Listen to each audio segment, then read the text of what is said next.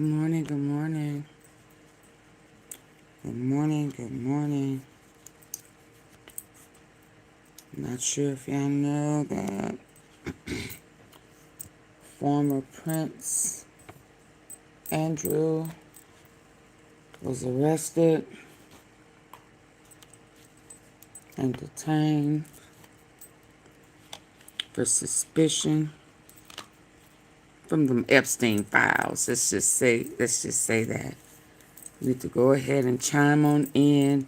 Or it says for suspicion of misconduct in public office due to the Epstein files and all of his mayhem. I hope that it's about to all come crumbling down, and hopefully it'll hit the U.S. Let's jump on in. Let's jump on in. Prince Andrew.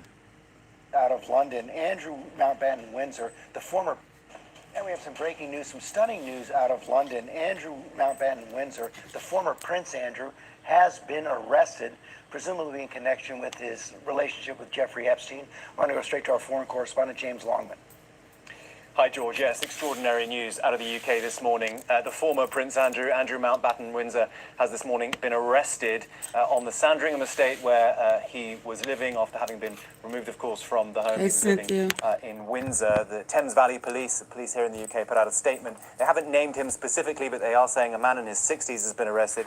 As part of the investigation, they say we have today arrested a man in his 60s from Norfolk on suspicion of misconduct in public office and are carrying out searches at addresses in Berkshire and Norfolk. They say the man remains in police custody at this time. They are not, like I say, naming Andrew, but we know that it is him.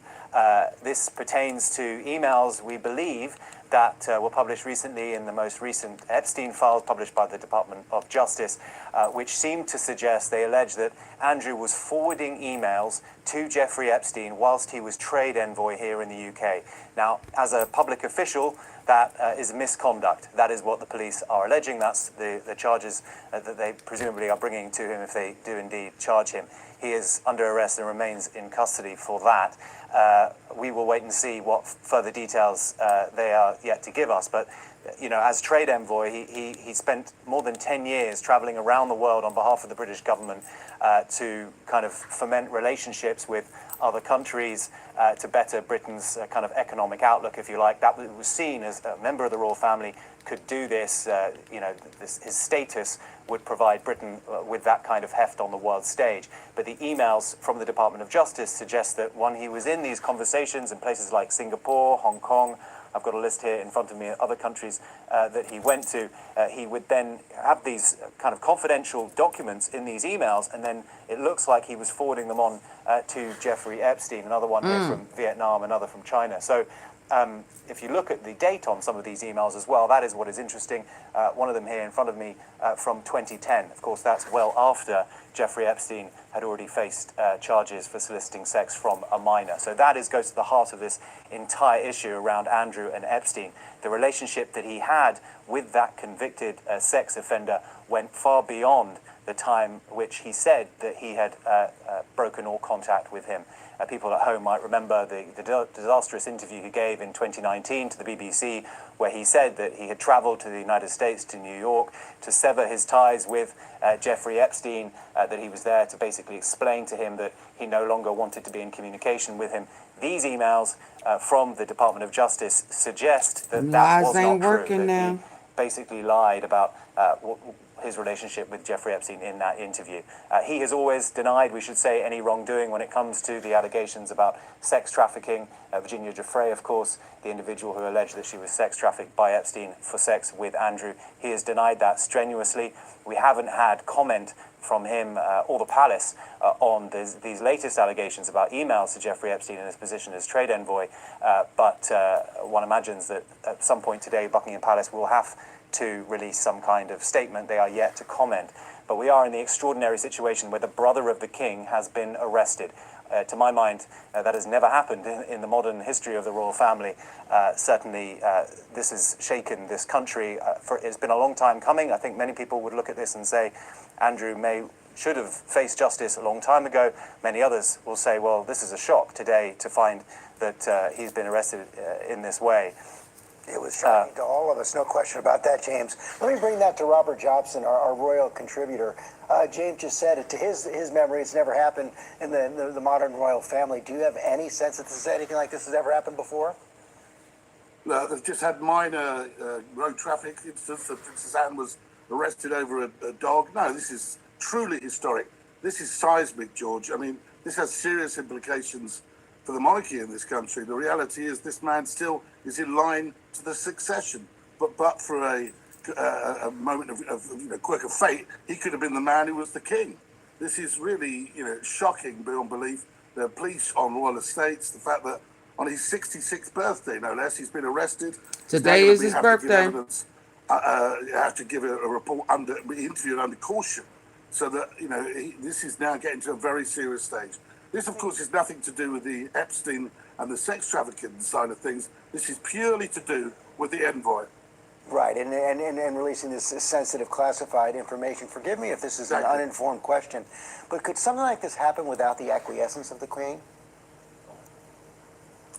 Well, what we do know is that it was the Queen that pushed for Andrew to be that special advisor. We do know that the current king, when he was made the special envoy after leaving the Royal Navy, made it very clear that he didn't think it was a good idea. He thought that Andrew should just focus on doing royal duties and not take on an official role until, in terms of working alongside the government in this way, until it was cleared, until he fully understand what was involved. I'm sure that the king has got his head in his hands about this at the moment. This really is a seismic moment, I've said, for the monarchy. I do believe, that nothing like this has ever happened before. And I didn't actually think it would, even with all the pressure, that it would actually reach that stage again. This is going to be a hugely complex case. Of course, he doesn't have immunity. The king can't be tried in his courts in this country. But we have this issue here that if there's evidence that comes out here that the king knew, and the king would actually have to give evidence in a court of law, that would collapse the case, like it did, if you remember, in 2002 with the Burrell case, when the Queen suddenly remembered she'd had been told things by Burrell that he was keeping Diana's things for safekeeping. Now that led to the collapse of the case. It truly is a seismic moment in this country, and I think for the monarchy as well. Do you think that the king is going to have something to say about this? Yeah. Well, if he doesn't, I think he should, because I think that at the end of the day, he is not only the head of state, he is also the head of the nation, if you like, and he's responsible for leading the monarchy, which is part of this constitutional parliamentary democracy. The problem, of course, will be now that this is a police case, and this means a lot of this conjecture that's been going on has to stop. Now, we have to wait and see if Andrew is actually charged. Once the moment is that he's charged with anything, then, of course, all this conjecture has to stop in the media, and it becomes a police case. So that makes it difficult for the king to make a statement. But trust in the monarchy will be at an all-time low at the moment, and I think that at some stage, whether it's at the end of this or even just now, there needs to be some statement from the king and from the palace, and to make sure that people understand that this is an accountable institution that will going forward will be transparent and abide by the law. We had the Prime Minister this morning on television saying no one is above the law, and it looks like that's the case. How serious a threat to the monarchy is this? Andrew, I think it is an existential threat. I think that people, the monarchy depends upon the trust of the people. It depends on for the system to operate. They are an unelected institution. It may be if the king is involved in being seen to be part of a cover-up, that it could have serious implications for him. And maybe, I don't know, maybe what goes forward. I mean, the two people that clearly are clear in all of this are William and Catherine. And it's clear, it seems, that William, I remember that William, many years ago when Andrew was at the Garter ceremony, wanted to go to the Garter ceremony, and William said, look, if he's there, I'm not going. And that was like 6 years ago. And he put his foot down. But just to be clear, this all happened when the king was Prince of Wales, and we have no evidence that Andrew and the prince were then talking about these matters. Well, I do know, I mean, we don't have evidence, no, but I do know that it was discussed, and I do know that the king and Andrew had a meeting and talked about it, and Andrew gave his reassurances, probably similar to what he said on the BBC in that catastrophic Newsnight interview that there was he had nothing to hide. He hadn't done anything wrong. Randy But I think this is Andy a lot to do with is the Epstein also sexual disgusting. allegations, not necessarily this stuff on his role as a misconduct in a public office. We did not know the extent of that, and we didn't know that until the Mandelson, the former Deputy Prime Minister of Britain and former a person that was the former Washington ambassador, until he got arrested. So all of this has been emerging at a very fast rate, and the most important thing now is that he has to give evidence under caution. He has to give a witness statement under caution. We don't know if he's going to be charged yet. I should imagine that will take a bit of time, but this is a very fast-moving story, George, and historic. Let me go back to James Long. Are we learning anything new, James? Well, I think one of the things that stands out for me, George, is that the properties that are being searched now by the police, I mean, we're in this extraordinary situation where properties belonging to the king are being searched because, remember, Prince Andrew, as he was then, was moved from the home that he lived in Windsor to the Sandringham estate, which is the private estate of the king. It's not a public palace. This is owned by the royal family privately. So you ask whether or not the king would have given his permission for this to have happened. The police arriving at the king's private estate, one imagines there must have been some kind of coordination. The royal family have in the last few weeks been very, very clear about trying to move themselves away from this entire scandal, to lean in very heavily to speaking about the Epstein survivors. When asked about this, and Camilla, Charles, Edward, they've all been heckled in public spaces, asked about Andrew. They can feel the pressure over this, and time again, they have directed people to looking at the Epstein victims and saying that their hearts are with them, that the focus should be on them. So that is the palace's way of saying that we're on their side, and that perhaps Andrew, they're going to cooperate with the police in as much as they can. But they are hamstrung here. The King Charles, in as much as his effort will now be to try to save the monarchy, because make no bones about it, that is what this will be about for Buckingham Palace. At the same time, he's hamstrung because this is now a police investigation, so he will be limited in what he can say. And that is why I think whenever they are asked, they do say, well, our hearts are with the Epstein victims. Once again, we should separate what's happened here from the crimes that Epstein committed. This is about the relationship that Andrew seems to have had with Epstein beyond that, and the relationship that he had when he was trade envoy, sharing government secrets, perhaps, with Jeffrey Epstein as late as 2010. Nevertheless, the royal family knows about the optics of all this, and they will want to show that they are on the side of the public, not on Andrew's side. And James, Robert Jobson said this is an existential threat, perhaps, to the monarchy. We also know with these revelations about Peter Mandelson, the former trade minister, former ambassador to the United States for the UK, that this could also be a threat to the current British government. Absolutely. Peter Mandelson was at the heart of the Labour movement. He was part of the Labour government with Tony Blair. He built Labour alongside Tony Blair and was in the Labour government at a time when he also seems to have been in communication with Jeffrey Epstein, sharing information with him as business envoy, and that for possibly, allegedly, financial gain on behalf of Peter Mandelson. So this goes to the heart of British institutions writ large, the monarchy and the British government. Keir Starmer, the British Prime Minister here, is fighting for his political life, make no bones about it. I mean, he's already in a very weak position politically, but his adversaries here in Britain, his political adversaries, have smelled blood with this Mandelson scandal. They're waiting perhaps later, and we have local elections here later in the year, when perhaps Keir Starmer might end up losing his position as Prime Minister as a result directly of this Epstein scandal, because of the closeness that he's perceived to have had with Peter Mandelson and his decision to make him ambassador to the United States. So on every level, Britain is being rocked by the Epstein scandal, George. James Longman, thanks very much. As Robert Jobson said, seismic news out of the United Kingdom this morning. The former Prince Andrew has been arrested. We're going to return now to our regular program. We'll have much more on Good Morning America. When I need quick, delicious meals during the week, I order...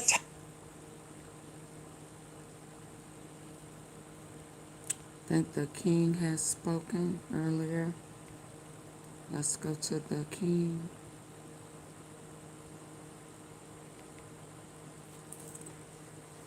Hey, Walter. Good morning. Let's go. Some breaking news. In the last few minutes, we've had a statement from the King. I'm going to read it to you in full. I have learned with the deepest concern the news about Andrew Mountbatten Windsor and suspicion of misconduct in public office. What now follows is the full, fair and proper process by which this issue is investigated in the appropriate manner and by the appropriate authorities. In this, as I have said before, they have our full and wholehearted support and cooperation. Let me state clearly, the law must take its course. As this process continues, it would not be right for me to comment further on this matter. Meanwhile, my family and I will continue in our duty and service to you all. And that statement has been signed off, Charles R. Well, let's cross live now and speak to our royal correspondent, Helena Wilkinson, who is at Royal Lodge. And Helena, just talk me through, first of all, before we talk about what the King has said in terms of his statement, talk me through what's happening at Royal Lodge today. Yes, well, the BBC understands that there are searches currently ongoing in Royal Lodge. Let me just step out from in front of the camera. I don't know if you can make out in the distance, basically the gate where we are. This is where we are allowed to broadcast from, but just beyond that, you enter into Windsor Great Park. You then get to another gate. I don't know if you can make out some sort of pink houses in the distance. Beyond that gate is Royal Lodge. That is where the former Prince Andrew lived until recently. He lived there for more than 20 years. He moved out of the property about a couple of weeks or so ago up to the Sandringham estate. He moved out under the cover of darkness, and we know that he still, or we understand he still has some belongings here because he was going to come back after he moved out to come back and get some of them. But the BBC understands that the searches are currently ongoing at Royal Lodge. It's a huge property within Windsor Great Park, and just on the other side of the gates that lead to Royal Lodge, that property, we have also seen a number of uniformed police officers. We also understand that they are guarding the scene while those searches are being carried out in Royal Lodge. We also saw a police officer driving in a car through the gates as well. Those searches continuing, and as long as those police officers who we've seen who are guarding that gate, we understand those searches will continue until they have gone. Those searching the property will be looking for various things, of course, computer equipment, laptops, computers, perhaps hard copies as well, while those searches are being carried out. We know that from that statement from Thames Valley Police earlier on today, which confirmed that a man in his 60s, who we know is the former Prince Andrew Mountbatten Windsor, that he had been arrested. Thames Valley Police also confirmed in that statement that searches were being carried out at addresses in Norfolk and Berkshire. Well, the searches in Berkshire are here at the Royal Lodge within the grounds of Windsor Great Park, which is not too far away from Windsor Castle. Helena, I'm going to now take us back to the statement from the King, because we've only just heard that in the last few minutes. It's on the screen for those who want to refresh their memories, but I will just read this part of it. Let me state clearly, the King has said, the law must take its course. As this process continues, it would not be right for me to comment further on this matter. An extraordinary statement from the King, basically telling us that this is the law and the law must take its course. Well, exactly, and you'll cast your mind back not long ago when the King put out a previous statement saying that they were, or Buckingham Palace rather, said that the palace was standing ready to support Thames Valley Police in any investigation that they needed to be carried out, but an extraordinary development again following the arrest of Andrew Mountbatten Windsor earlier today. That statement from the King, we weren't sure, of course, whether the King would say anything, given that this is now obviously a police matter and that Andrew Mountbatten Windsor is now under arrest and is in custody, but the King clearly felt like he had to put something out, that he had to make a statement about his younger brother. In that statement, let me just read you that top bit. The King says that I have learned with the deepest concern the news about Andrew Mountbatten Windsor and suspicion of misconduct in public office. The King goes on to say, what now follows is the full, fair and proper process by which this issue, he goes on to say, by which this issue is investigated in the appropriate manner and by the appropriate authorities. And he goes on to say, the King, that they are ready to stand by and wholehearted support and cooperation if that is needed. But clearly the King can only go so far now in terms of what he does say, and we've just seen that in the statement that we've had in the last 10 minutes, that there has to be this police investigation, and clearly they won't want to say anything further. Members of the royal family have been out and about on various engagements throughout the week, but you can imagine it will be a very tricky time for the royal family, given the arrest of Andrew Mountbatten Windsor. You know, I don't know. I just hope it comes to the U.S. I hope, yeah. Hey, Mrs. Tom.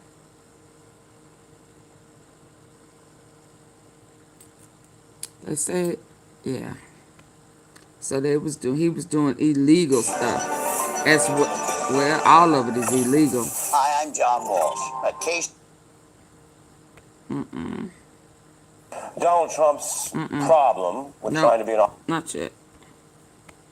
Let's get back over to what's going on with the arrest.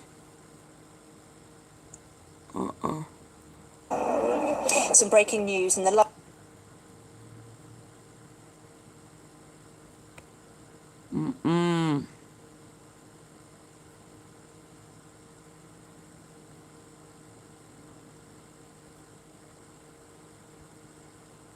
They have never taken the lead, the institution of royalty. They've always responded to what's been going on. And what I think is fascinating is that we now, of course, have the Crown, who's going to be effectively trialing, investigating one of their own. And what they're trying to do is to say, look, he's not one of us anymore. He's simply Mr. Mountbatten Windsor. And that's where you get this intersection between a private family and a public institution. It's one of the extraordinarily glamorous, heady, contradictory aspects of this institution of state that we find so fascinating, but which is also an extraordinary design flaw.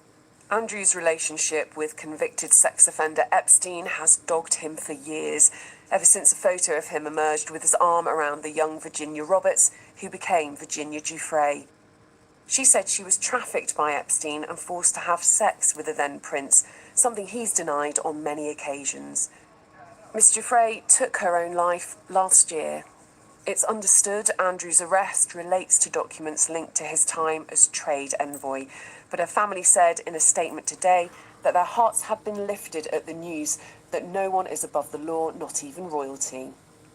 They extended their thanks to the police for the investigation and arrest, saying he was never a prince. They ended the statement, for survivors everywhere, Virginia did this for you. The work of the royal family continues as usual, despite the arrest and the ongoing shadow being cast by Andrew. Come on, U.S. Alison Freeman, Get out here, absolutely.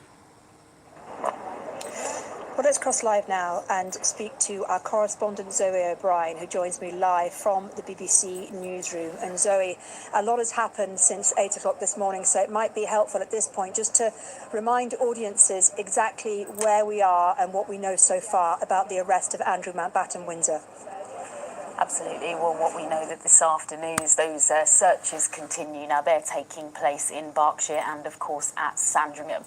It first began at around 8 o'clock this morning when those unmarked police cars arrived at the King's private residence in Sandringham. It was there at Wood Farm. We then heard that Andrew Mountbatten Windsor had been arrested today on his 66th birthday.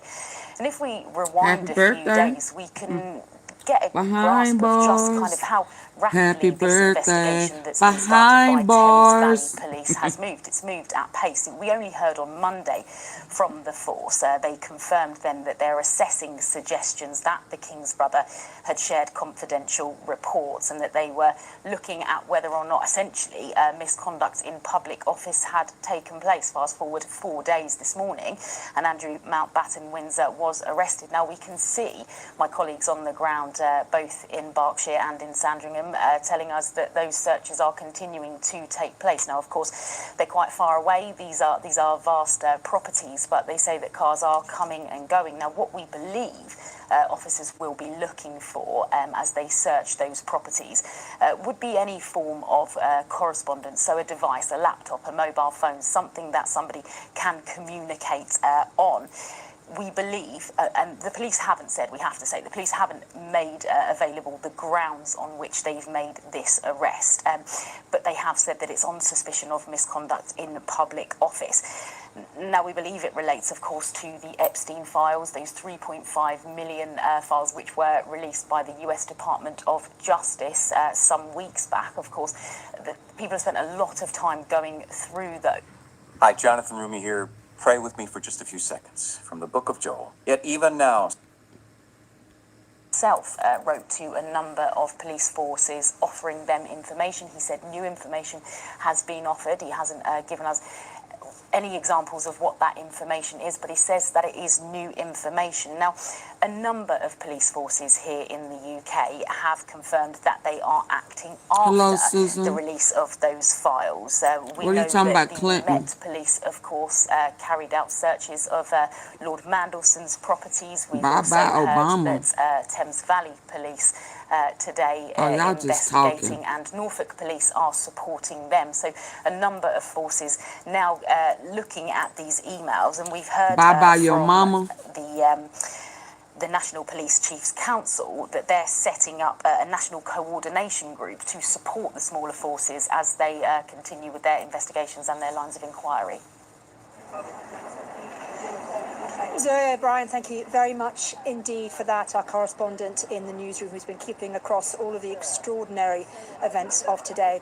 Well, as we've been saying, police have been looking into allegations that Andrew Mountbatten Windsor shared documents with the sex offender Jeffrey Epstein when he was a British trade envoy.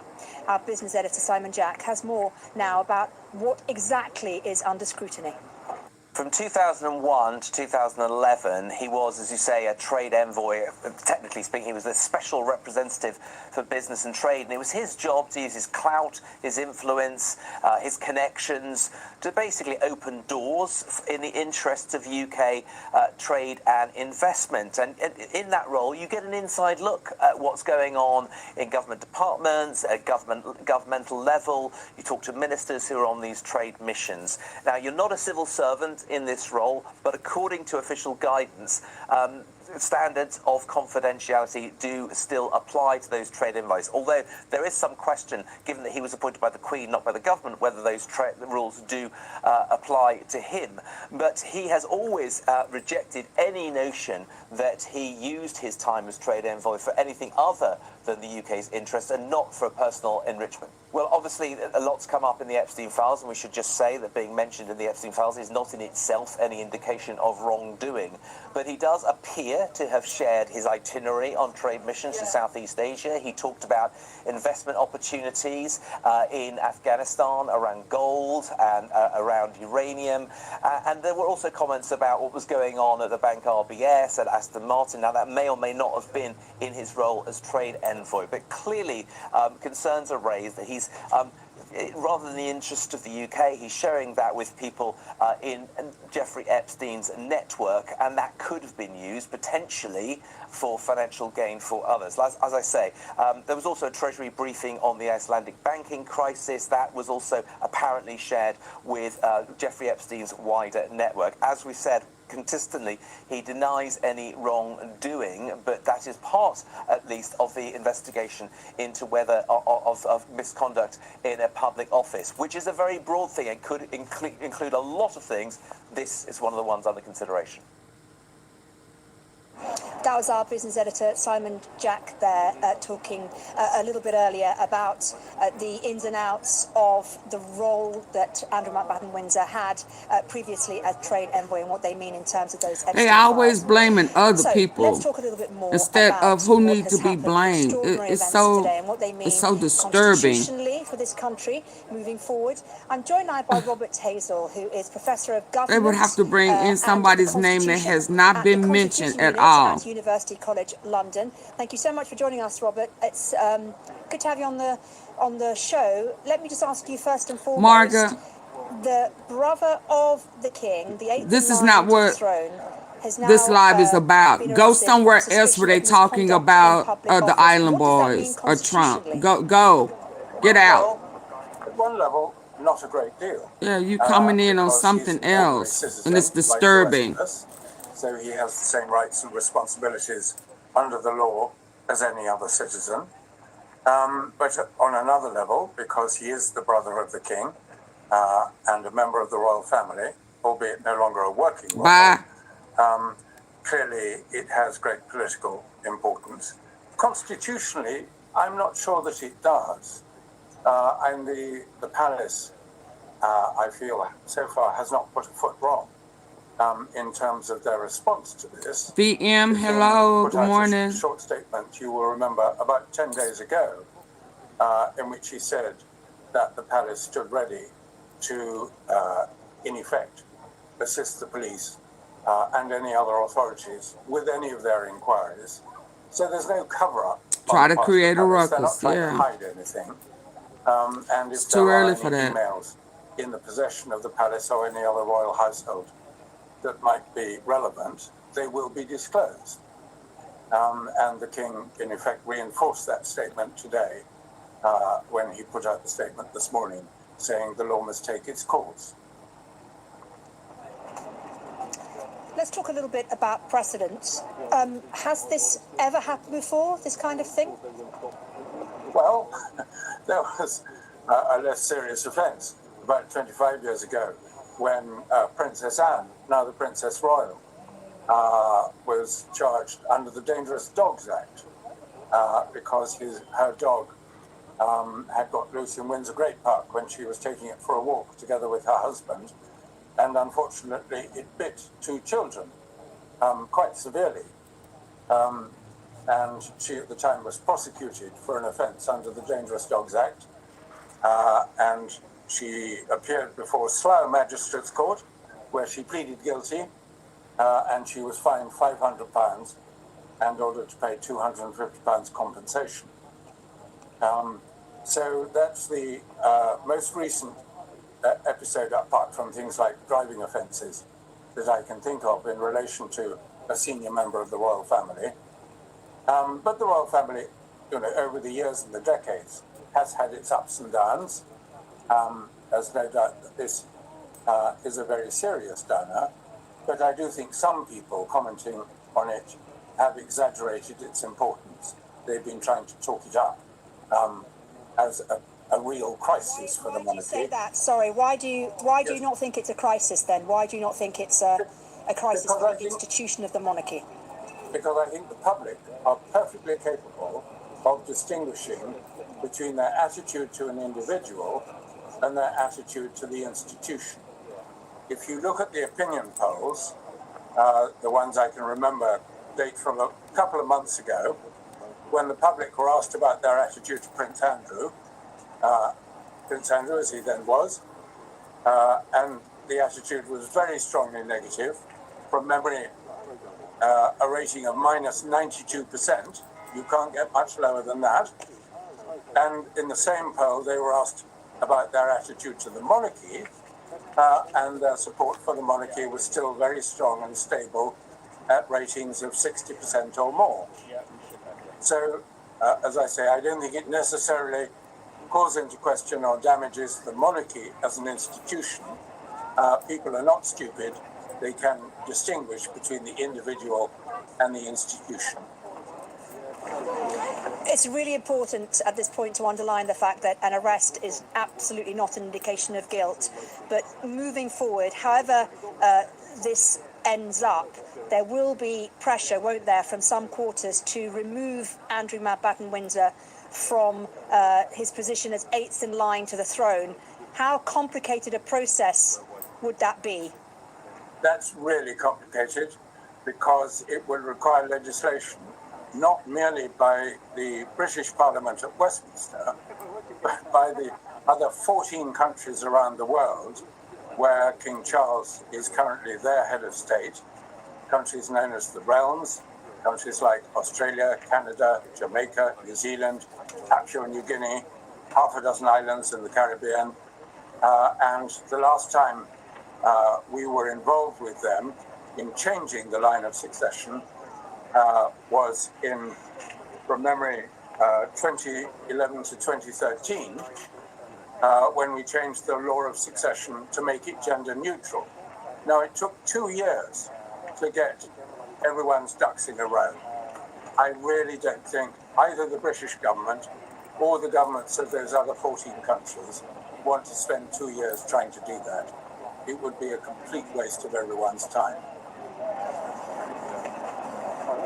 Okay, well, thank you so much for joining us, Robert Hazel, constitutional expert from University College London.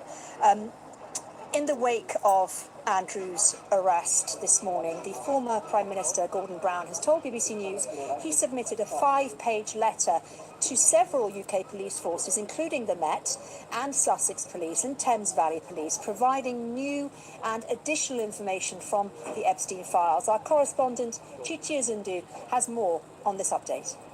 Well, he's just issued a full statement where he says that he submitted a 5-page memorandum to several police forces in the UK, including Surrey, Sussex, Thames Valley and the Metropolitan Police.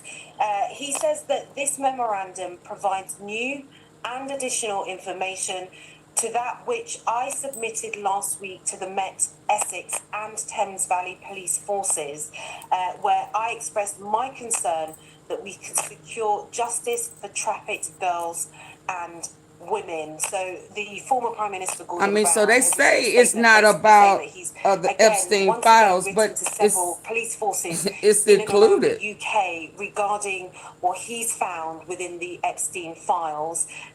In the statement, he says that it is new and additional information, and that he is now writing to several police forces, including the Metropolitan Police, Thames Valley Police, Sussex and Surrey Told Police. you, all they have to do is get them in there.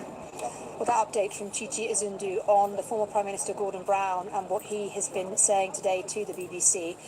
Remember earlier on today we had a statement from King Charles himself. King Charles said that he learned with the deepest concern of Andrew's arrest, and he added the law must take its course. Prince William and Catherine are understood to support the statement.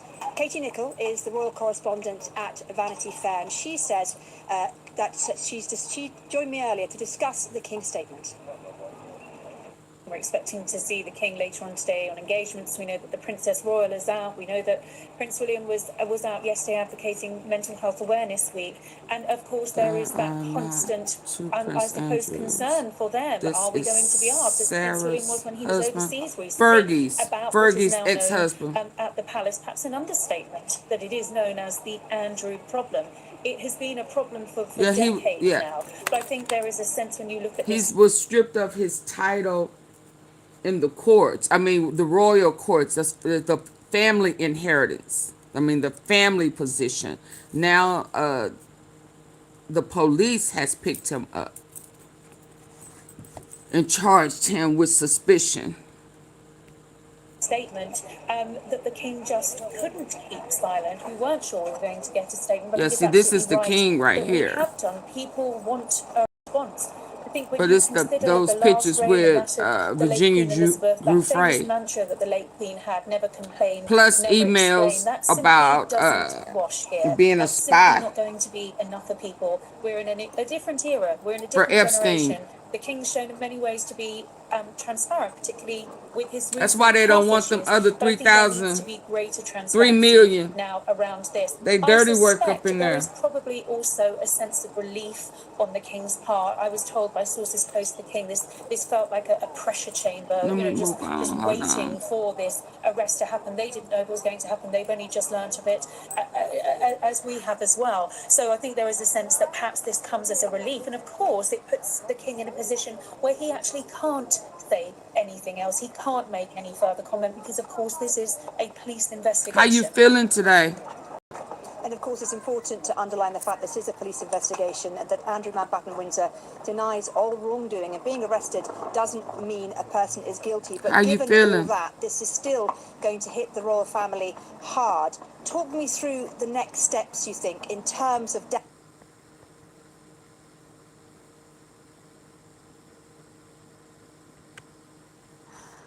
Will you listen to me?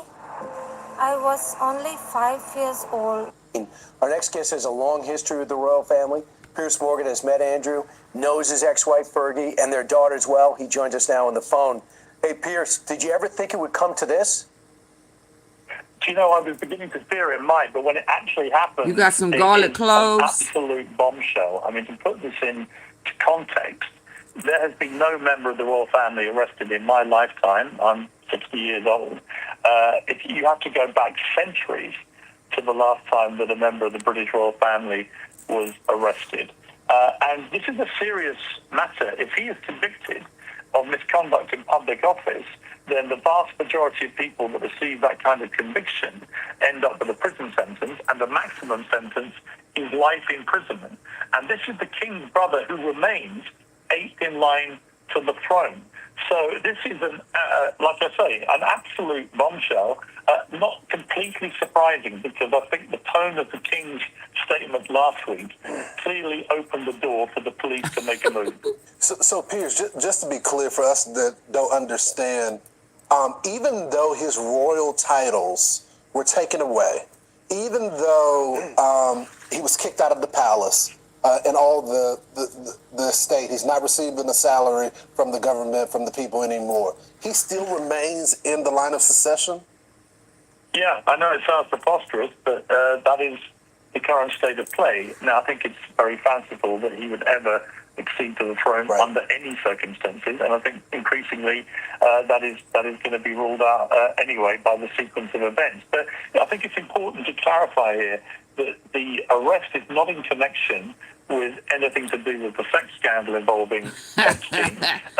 Walmart don't deliver. His behavior when he was a trade envoy, which is a government appointment. I pay for Walmart to deliver you some stuff. For about a decade, in which he traveled around the world as a kind of business envoy for the country. And during that period, we now know from leaks from the Epstein files, he was giving Epstein, remember, a convicted pedophile, he was giving him the information he was getting, top secret information, as a trade envoy. I mean, this is the Epstein files.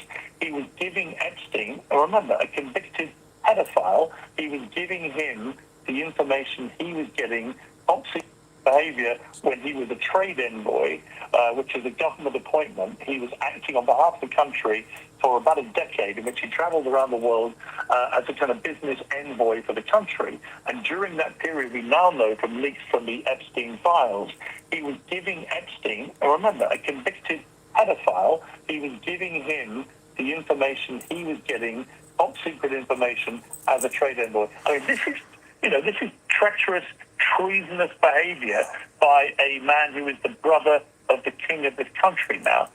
So these are very serious allegations. And of course, once there's a police investigation, they've been raiding all his homes now. They'll be taking all his devices, everything they can find that may relate to this. You need something that's going to get in there and get that infection out, and some more honey. information, more evidence What about else the I other use to incredibly get that? serious allegations against Andrew, which is that he, of course, committed sex crimes involving I'm big on Alka-Seltzer plus nighttime.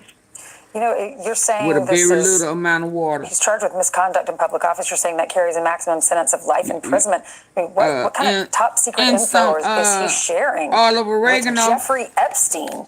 And how serious is this? Why would he share secrets about the government with Jeffrey Secret. Epstein. This is a Inside statement, Pierce, I want to trader. get your reaction from the king that we just read earlier, but now that we have you on, I've learned with the deepest concern and news about Andrew Mountbatten Windsor, and suspicion of misconduct in public office. What now follows is the full, fair, and proper process by which this issue is investigated in the appropriate manner and by the appropriate authorities. In this, as I have said before, they have our full and wholehearted support and cooperation. Let me state clearly the law must take its course. As this process continues, it would not be right for me to comment further on this matter. Meanwhile, my family and I will continue in our duty and service to you. Can you all. drink warm water? What do you make of that statement? Can you just drink some warm water or hot water? Yeah, it's just So astounding. it'll loosen I up mean, this is that somebody phlegm. who was Prince Andrew, who was the Queen's favoured son, it was reported constantly.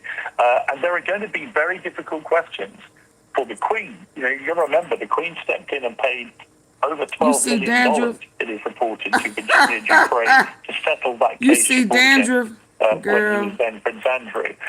This is, you know, the King and Prince William and others, of course, they've all been around Buckingham Palace, for example, where there are now increasing pieces of evidence emerging of flights where women, young women, have been flown in and brought to the palace.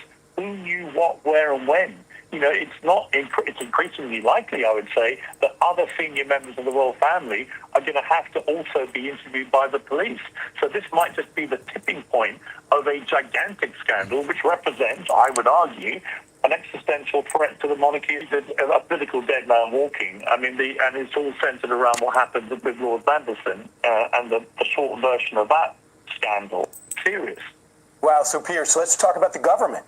We know about Ambassador Mandelson out. He's linked to the Epstein files. It'll help the loosen chief of that staff up that too. recommended him to Starmer. He's out. He said it was my fault. I recommended him, so I'll quit. Is Starmer going to stay in office? The prime minister? Is he basically hanging on by a thread? Yeah, I think he's a political dead man walking. I mean, and it's all centered around what happened with Lord Mandelson and the short version of that scandal. If you is can, that Mandelson, who had sprinkle a little, twice previously lost government jobs, was brought back by Keir Starmer last year to become cayenne the pepper UK in there too. ambassador to the United States. And it was revealed last week in the Prime Minister's Questions, the weekly public debate you see in the House of Commons. Yes, we know he's alive. Keir Starmer admitted that before he made that appointment, he had been told that Mandelson had maintained an ongoing friendship and relationship with Epstein post his conviction and post the timeline that he had always said was the timeline, which, like with Andrew, they both pretended that they dropped Epstein after the conviction. They didn't. And we know public debate you see in the House of Commons between the Prime Minister and the opposition leader. Keir Starmer admitted that before he made that appointment, he had been told that Mandelson had maintained an ongoing friendship and relationship with Epstein post his conviction and post the timeline that he had always said was the timeline, which, like with Andrew, they both pretended that they dropped Epstein after the conviction. They didn't. And we know that from the leaks from the Epstein files. So I think Starmer is in serious trouble. I would be astonished if he is still Prime Minister in 2 to 3 months. We have the local elections in May. It's very likely that Labour will get an absolute shellacking then, and I think that will be the tipping point for Starmer. So we're seeing some extraordinary things happening in this country. The King's brother arrested. The British Prime Minister very likely to be unseated because of his connection to the Epstein scandal and appointing Mandelson. Mandelson himself, remember, it's now been shown from evidence from these files, was also, when he was the business secretary to a senior member of the British government, he was also giving highly sensitive, classified business information to Epstein. Now remember, Epstein was a financier. So was he taking this information from Lord Mandelson, a member of the British government at the time, and from Andrew when he was Prince Andrew, a senior member of the royal family? Was he taking the information that they were both giving him, which was top secret, and then using it to install Prime Minister in 2 to 3 that's months? Pierce Morgan talking. Elections in May. It's very likely that Labour will get an absolute shellacking then, and I think that will be the tipping point for Starmer. So we're seeing some extraordinary things happening in this country. The King's brother arrested, the British Prime Minister very likely to be unseated because of his connection to the Epstein scandal and appointing Mandelson. Mandelson himself, remember, it's now been shown from evidence in these files, was also, when he was the business secretary to a senior member of the British government, he was also giving highly sensitive, classified business information to Epstein. Now remember, Epstein was a financier, so was he taking this information from Lord Mandelson, a member of the British government at the time, and from Andrew when he was Prince Andrew, a senior member of the royal family? Was he taking the information that they were both giving him, which was top secret, and then using it to make a ton of money? That will be I'm sure, the paper trail that the police, both here and probably the FBI and other authorities in America, will now be pursuing. But Piers, why do you think the king is being so forceful here? Because it would appear, at least for some, that he was protected by the queen at one point. But now that the new king is there, he is not supporting him one bit. I think, the Queen was an elderly lady who believes her son. And I think Andrew lied to his mother. And the reason I say that is if you go back to the now infamous interview that he did with BBC's Newsnight with Emily Maitlis back in 2019, incredible to think it was 7 years ago. But if you go back and watch that interview again, as I did the other night, the number of things that he said in that interview that have now been proven to be lies by the evidential stuff that's coming out of the Epstein files, I suspect he was spinning the same lines to his mother, and she believed him, that he was totally innocent, he'd never met Virginia Giuffre, etc., etc., etc. We now know only from the last few days, well, not only was that picture of him with Virginia Giuffre and Ghislaine Maxwell genuine, because Ghislaine Maxwell confirms that in leaked emails, but we also know that from Epstein, from a leaked email a few days ago, that he had sex with Virginia Giuffre because Epstein revealed that in some correspondence.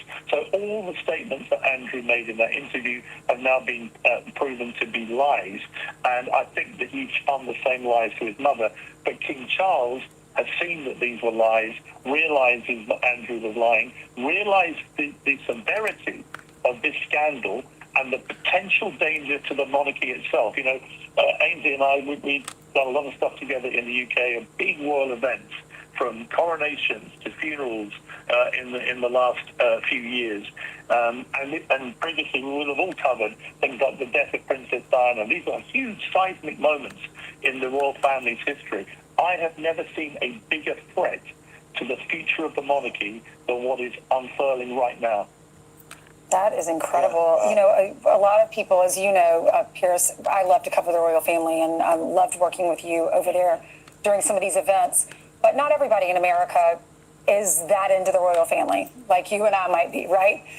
Sean, for instance, always tells me, we're not British anymore. We started our own country, and so we don't have we don't need royalty. We are just blue-collar people trying to make our way up the ladder. But this story is interesting because it involves Epstein. And so Epstein, it's amazing that Epstein has done so much damage, not only to these young girls, and as a convicted pedophile, or was before he died, all of the connections that he has, the ripples across this country and now yours. So how do you respond to that when you woke up today, a member of your royal family for the first time ever in your life was arrested? It reminded me of when it was in the early hours, about 4 o'clock in the morning, on a Saturday night into Sunday, back in '97, when I got a call. I was editor of the Daily Mirror newspaper, and I got a call from my news desk to say that the British Foreign Secretary at the time had just confirmed that Princess Diana had died in that car crash in her 30s in a Paris underpass. And I remember this huge sense of shock I had, and I had the same feeling this morning in London when somebody messaged me and said, wow, Andrew's been arrested. Because it's hard to exaggerate this. I mean, there's only been in my lifetime one member of the royal family who's even appeared in court. It was Princess Anne back in 2001, I think it was, when one of her dogs, Dolly, a terrier, attacked 2 young children in Great Windsor Park and bit them, and she was charged under the Dangerous Dogs Act, pled guilty and paid a fine of about $700. That's the only time in my lifetime a royal's been anywhere near a courtroom on a criminal offence, and they weren't, and she wasn't arrested. For the king's brother to be arrested, and then to, in my opinion now, start a chain of events. But now that the new king is there, he is not supporting him one bit. I think, the Queen was an elderly lady who believes her son. And I think Andrew lied to his mother.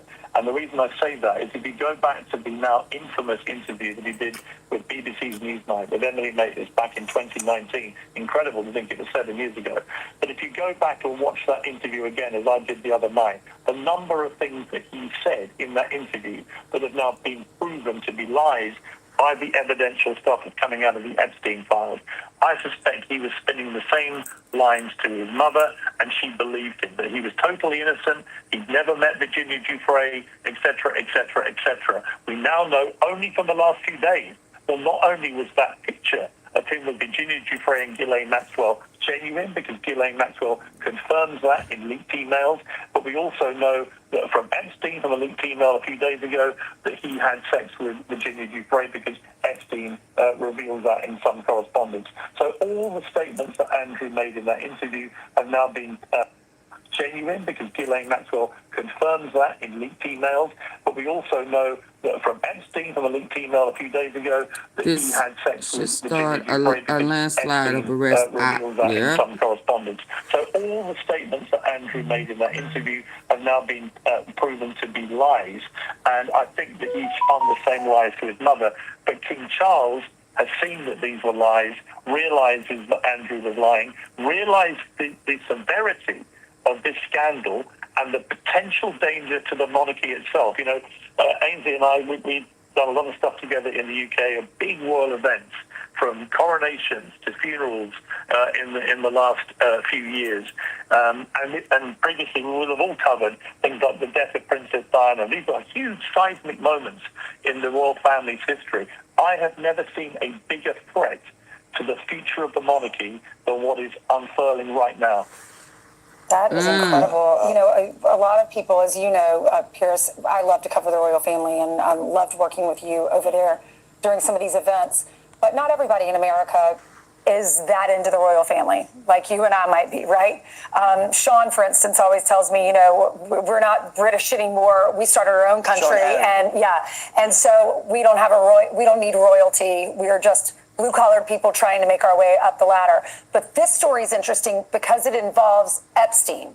And so Epstein, it's amazing that Epstein has done so much damage, not only to these young girls, and as a convicted pedophile, or was before he died, all of the connections that he has, the ripples across this country and now yours. So how do you respond to that when you woke up today, a member of your royal family for the first time ever in your life? I read it 2026. So many sixes, very was arrested. Ritualistic. It reminded me of when it was in the early hours, about 4 o'clock in the morning, on a Saturday night into Sunday, back in '97, when I Janet, good morning. was editor of the Daily Mirror newspaper, and I got a call from my news desk to say that the British Foreign Secretary at the time had just confirmed that Princess Diana had died in that car crash in her 30s in a Paris underpass. And I remember this huge sense of shock I had, and I had the same feeling this morning in London when somebody messaged me and said, wow, Andrew's been arrested.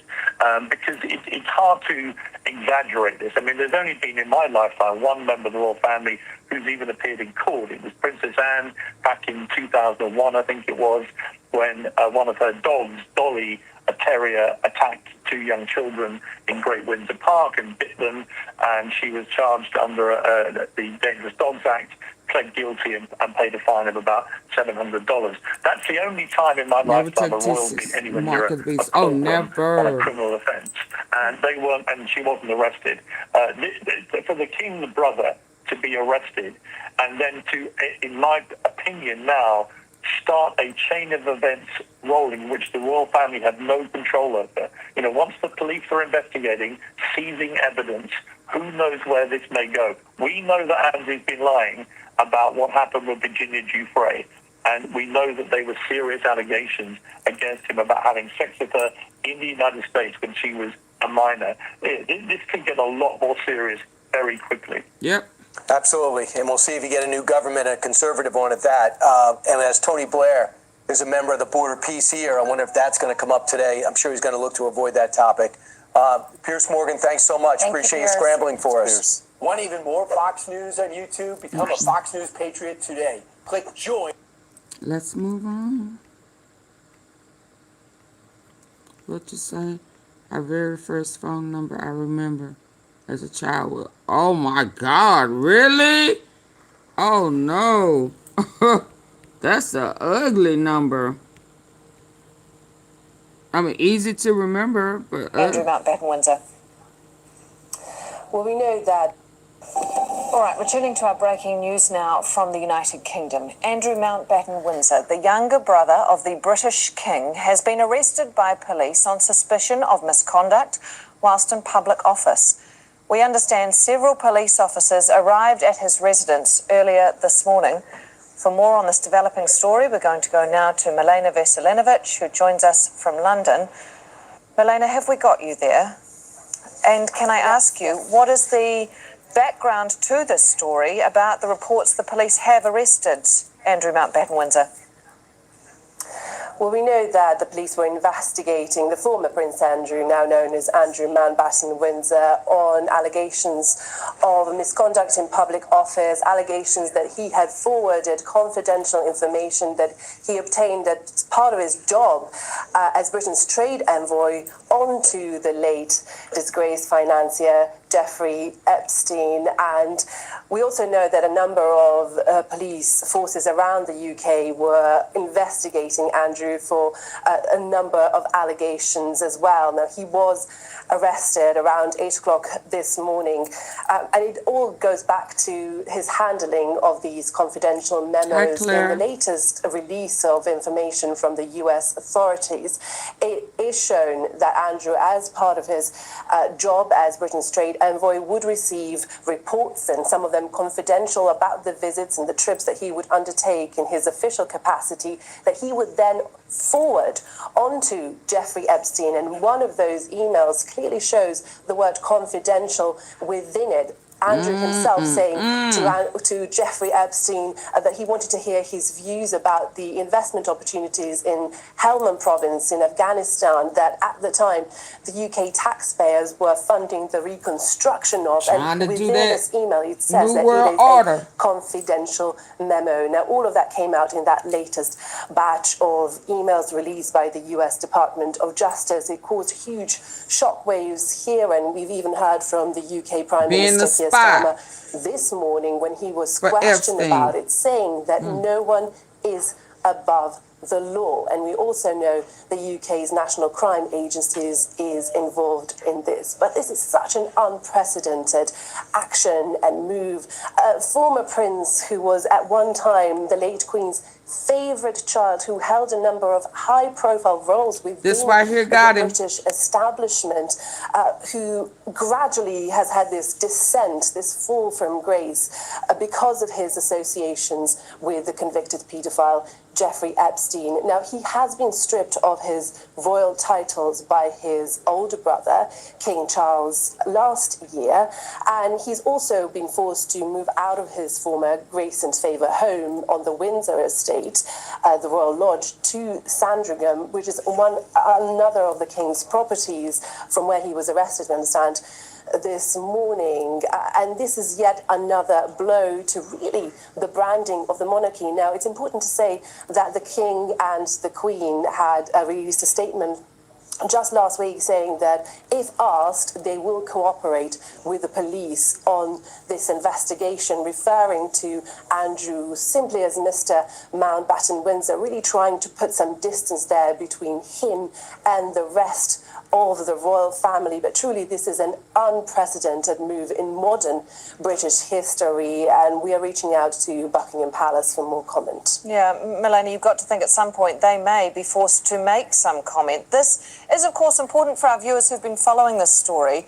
There have been a number of discoveries with the release of those documents relating to Jeffrey Epstein. And as an important distinction, there have been a number of allegations about sex trafficking of young women and abuse of young women and that former Prince Andrew, Andrew Mountbatten Windsor, was involved with Jeffrey Epstein in a very personal friendship capacity. But these allegations specifically relate to that trade envoy role and the business dealings and the communications that appear to have been passed on sometimes within minutes, wasn't it, from his staff member to Jeffrey Epstein over a number of years. And certainly it raises questions when Andrew Mountbatten Windsor has made claims about when his relationship or friendship with Epstein was or was not present, about whether that was an accurate representation of his friendship with him.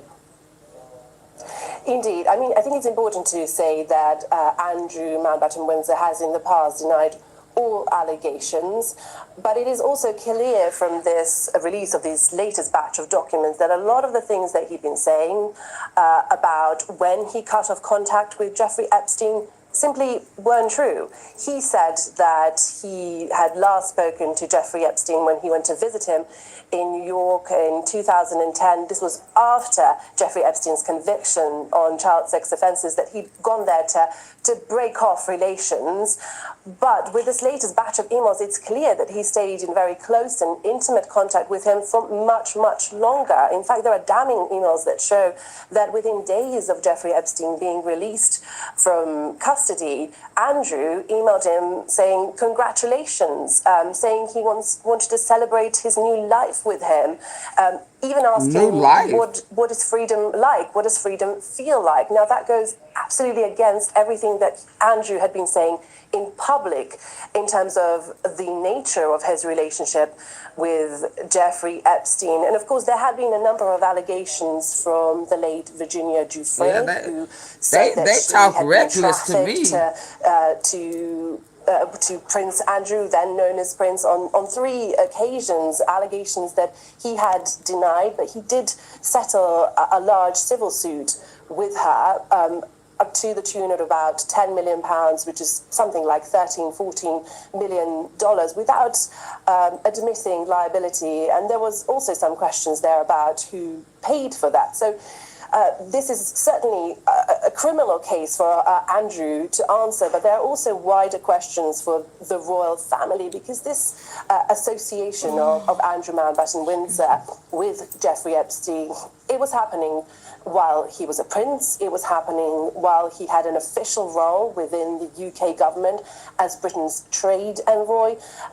There were news articles about it for a number of years, for the last 15 years at least. And from the majority of that time, Andrew was embraced as part of the royal family, undergoing official duties. And it's only in the last year or so that really the royal family have made a concerted effort to distance themselves from him, saying that the victims are what matters. Again, we have to always reiterate that Andrew does deny allegations, but he has been arrested, and there is some evidence, certainly, that, as you said, the confidential information that he would receive from the British government to do with his official business, he would forward on to Jeffrey Epstein literally within minutes of receiving it. And that is, at the moment, what the police is looking at in terms of his arrest. But there are other investigations to do with trafficking of women that are ongoing as well. In terms of the fallout and the response, you referred to the royal family and what will happen from here, Milena, because when we look at, you mentioned Andrew was once the favourite son. I don't think there was any secret about that, of the Queen, and his position in the family was well protected, even after these allegations started coming out. And, as you mentioned, the royal family itself has only really started to communicate on this issue and these allegations within the last year under King Charles. The statement from October last year saying these censures are deemed necessary, notwithstanding, that was the removal of titles and the moving to private accommodation, notwithstanding the fact that Andrew continues to deny the allegations against him. But you've got to think that as these allegations continue to come out, this has been a very long-standing issue now of multiple links to Epstein over a number of years, over a number of issues, that the royal family is continuing to deal with the fallout, not just with Andrew Mountbatten Windsor, but also his ex-wife, Sarah Ferguson. Indeed, and when it comes to her, there is also a number of very embarrassing things that have come out with this release of emails, where it does certainly seem like Jeffrey Epstein had been paying off the debts of Andrew's ex-wife, Sarah Ferguson, and it does show that she brought her young daughters, who were teenagers at the time, to Miami to have lunch with Jeffrey Epstein days after he'd been released from custody, serving a sentence on child sex offences. And that was also a trip that Jeffrey Epstein paid for himself. Those are all incredibly embarrassing things to come out for the royal family, and they really are overshadowing everything that they do at the moment. You know, King Charles is trying to keep the focus on the charitable work that he's doing, but he has been heckled a number of times during public engagements in the last few weeks, and that's really unheard of. People have been shouting, asking, how long have you known about Epstein? Will you make Andrew testify? Now, he had not responded to that during those particular engagements. He's trying to keep the focus on the good work that the royal family is doing, but it does feel like that screen has slightly shattered that kind of mysterious sort of air of mystery that always envelops the royal family, because we, by the release of these emails, have been able to peer into the dealings of Andrew Mountbatten Windsor, and a lot of it just simply doesn't look good. And there have also been allegations that the palace, the king, have been quite slow to react to this. Now, there's been a statement by the king and queen saying that they will cooperate with the police if they're asked, saying that they always put victims first. There was also a statement from the Prince and Princess of Wales saying they're really concerned about what they said were continuing revelations about Andrew Mountbatten Windsor, again saying the victims are at the forefront of their minds. But a lot of people here in the UK were saying, well, that doesn't quite go far enough, because these allegations have been around for years. There was, Virginia Giuffre, the late Virginia Giuffre, was very vocal about advocating for herself and the other alleged victims. And during all that time, we really hadn't had much from the royal family. It just feels like now, when the pressure is really at a maximum point, when there are some undeniable things that have come out of this release of documents about Andrew's association with Jeffrey Epstein, about the fact that he lied about not being in contact with him after that meeting he had with him in 2010. Now people are asking questions about, what did the wider royal family know about it? What did the late Queen know about it? And these are kind of questions that usually you wouldn't get about the royal family. They are held at such a position of deference normally here in the UK. King Charles getting heckled, really, this is something that would have been unthinkable just a few years ago. There are calls for them now to be a lot more transparent, because they are an institution that does really avoid scrutiny in many ways. It is part of their appeal, the mystery. But now, really, people are saying, look, there's been clearly some sort of wrongdoing at the heart of the royal family, and we want to know what they knew about Andrew and how much they shielded him. In terms of public accountability, there will obviously be some questions about what happens here for Andrew Mountbatten Windsor. The police say he is in custody, although they haven't named him. And as you mentioned, Keir Starmer saying nobody is above the law this morning, but he wouldn't say whether the former prince should volunteer himself to UK police. Is there a time frame on how long someone can be held in custody, or when we may expect an update from either the government or the Met? Yeah, so this is the local police at the moment who arrested him. Usually there is a time frame that people can Hello, have without being charged. It does depend on the charge. So for this, we will have to wait and see. And I think the government will probably let the police do their job and not make any statements likely before the police have come out with a charge or not. We have to simply let the legal process play out.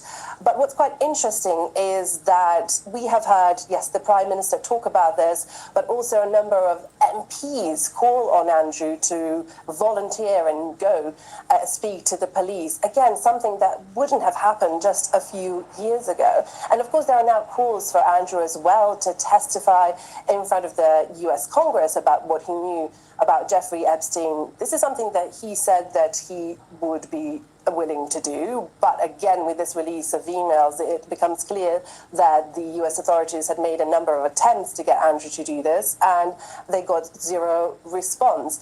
And during a recent trip abroad, Keir Starmer, the UK Prime Minister, was actually asked about this, asked whether Andrew should testify, and he suggested that he should. So this pressure has been mounting around the royal family, around Andrew.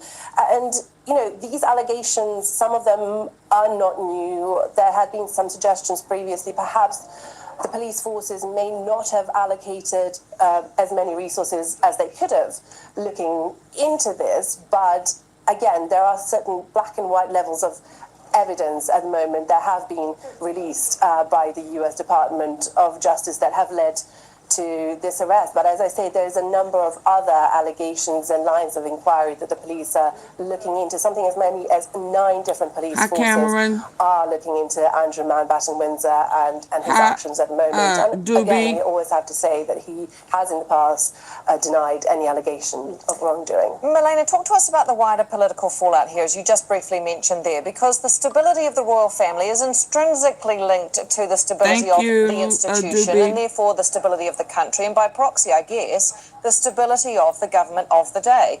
And so what is the political risk here by either being linked to it by support or by not being swift enough to condemn, as perhaps the public would have liked? I think the government is trying to be sort of neutral, or not neutral, but perhaps to let the police do their job in this case. But what's quite interesting is that both the government of the day and the royal family have been badly damaged by the latest release of the Epstein emails by the US authorities, and they have dealt with it in very different ways. If you go to the government, it emerged that Keir Starmer's pick for the US ambassador, Peter Mandelson, was deeply involved with Jeffrey Epstein, even after his conviction on sex offences. And it also emerged that Keir Starmer, the UK Prime Minister, knew about this when he appointed him to be the UK ambassador to Washington. And that is a fact that nearly toppled this Prime Minister. He managed to fight for his political survival. He convinced his MPs that, he was lied to, that they should still have confidence in him to be able to lead the country. But this revelation was so seismic that it nearly cost Keir Starmer his political future. Whereas when you look at the royal family, they dealt with it in a more subdued way. Certainly there were a couple of statements, and yes, it expedited the move of Andrew Mountbatten Windsor from his former home in Windsor, the Royal Lodge, a palatial big mansion, to a more modest dwelling in another of the king's estates in Norfolk. But a lot of the people are juxtaposing these different reactions. The government, which was truly shaken up by the revelation between Mandelson and Jeffrey Epstein, versus the royal family, who have had a slightly lower profile when it comes to dealing with Andrew's now known links between Jeffrey Epstein and himself. So a lot of people are juxtaposing those two reactions and saying, really, the royal family should go further than this. And this is something that the courtiers really will be thinking about very, very deeply right now, because the royal family is also not used to being questioned to this level of granularity, and they have this famous mantra, never complain, never explain, and that has served them really well for decades, throughout the whole of the reign of the late Queen Elizabeth. In this case, they can't apply that because the offences that are alleged are so egregious. The whole public persona of Andrew has also been questioned over years. He's done a number of interviews where he came across as you can say, entitled, and all of that combined with the public pressure really now means that it's not just Andrew, but also the wider royal establishment that needs to perhaps give some answers. Milena Veselinovic joining us from London. Thank you very much. We will, of course, stay across this developing story. If you're just joining us, Andrew Mountbatten Windsor, formerly Prince Andrew, the younger brother of the British King Charles, has been arrested this morning at around 8 a.m. local time in London on suspicion of misconduct while in public office, relating allegedly to his work as a trade envoy and his links to the late sex offender Jeffrey Epstein. Don't miss out. Get the full picture. Subscribe to Al Jazeera for reliable news and expert insights. Like, share, stay ahead.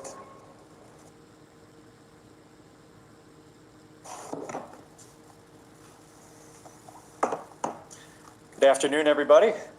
Seems like most of you guys are here. And thank you for taking the time. Let me get started.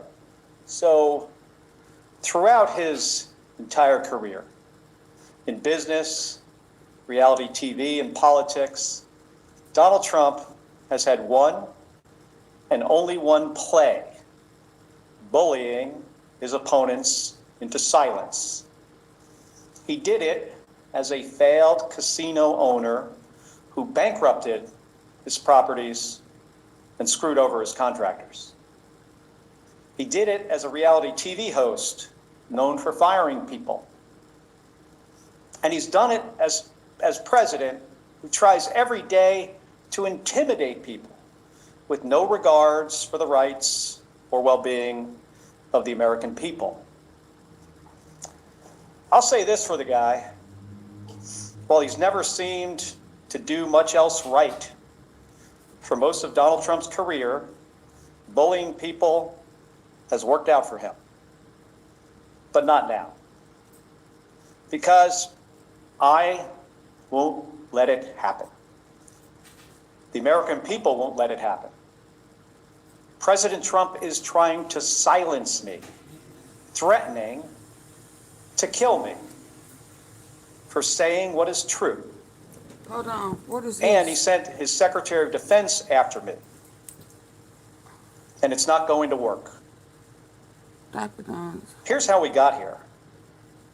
A week and a half ago, Senator Slotkin and I, along with others who also served in the military and the intelligence communities, we released a video with a simple message to service members that they must refuse illegal orders. Right, James. Nothing was controversial about that. Everyone must follow the law. No one may break the law. This is pretty basic stuff. Absolutely. Seeing that video, here's how any other president would have responded. They would have said 2 words: of course. But that's not how this president responded. We've become so accustomed to Donald Trump's behavior that it is worth emphasizing. The President of the United States said that 2 U.S. senators and 4 members of the House of Representatives should be arrested, hanged, executed for something we said, for something that is true. My family knows the cost of political violence. My wife, Gabby, was shot in the head and nearly died while speaking with her constituents. The president should understand this too. He has been the target of political violence himself. The Speaker of the Minnesota House of Representatives, Melissa Hortman, and her husband were murdered in their home this year. The governor of Pennsylvania, Josh Shapiro, had his house firebombed this year. Then Charlie Kirk was assassinated at Utah Valley University, a place I visited just a few weeks ago with Republican Senator John Curtis. Faced with a wave like this, every other president we have ever had in the history of this nation would have tried to heal the country. But we all know Donald Trump. He uses every single opportunity to divide us. Facts. And that's dangerous. The president's words carry tremendous weight. People listen to him. And he knows that. And that's exactly why he does what he does. He makes these threats to silence people. And if that doesn't work, he abuses his power to intimidate people. And with the consent of Republicans in the United States Senate, he has surrounded himself with people like the Secretary of Defense, Pete Hegseth, who will do whatever he says with no question, no matter what. Trump and Hegseth, they care more about publicity than they do about the rule of law. That's how I ended up finding out via a tweet that the Secretary of Defense was ordering an investigation into me. The same Secretary of Defense who has, from the moment he was nominated, has been historically unqualified for this position. The same Secretary of Defense who is reported to have ordered a second strike to kill shipwreck survivors in the Caribbean. If there is anyone who needs to answer questions in public and under oath, it is Pete Hegseth. It's a dangerous moment for the United States of America when the president and his loyalists use every lever of power to silence United States senators for speaking up. But we all know that this isn't about me, and it's not about the others in that video.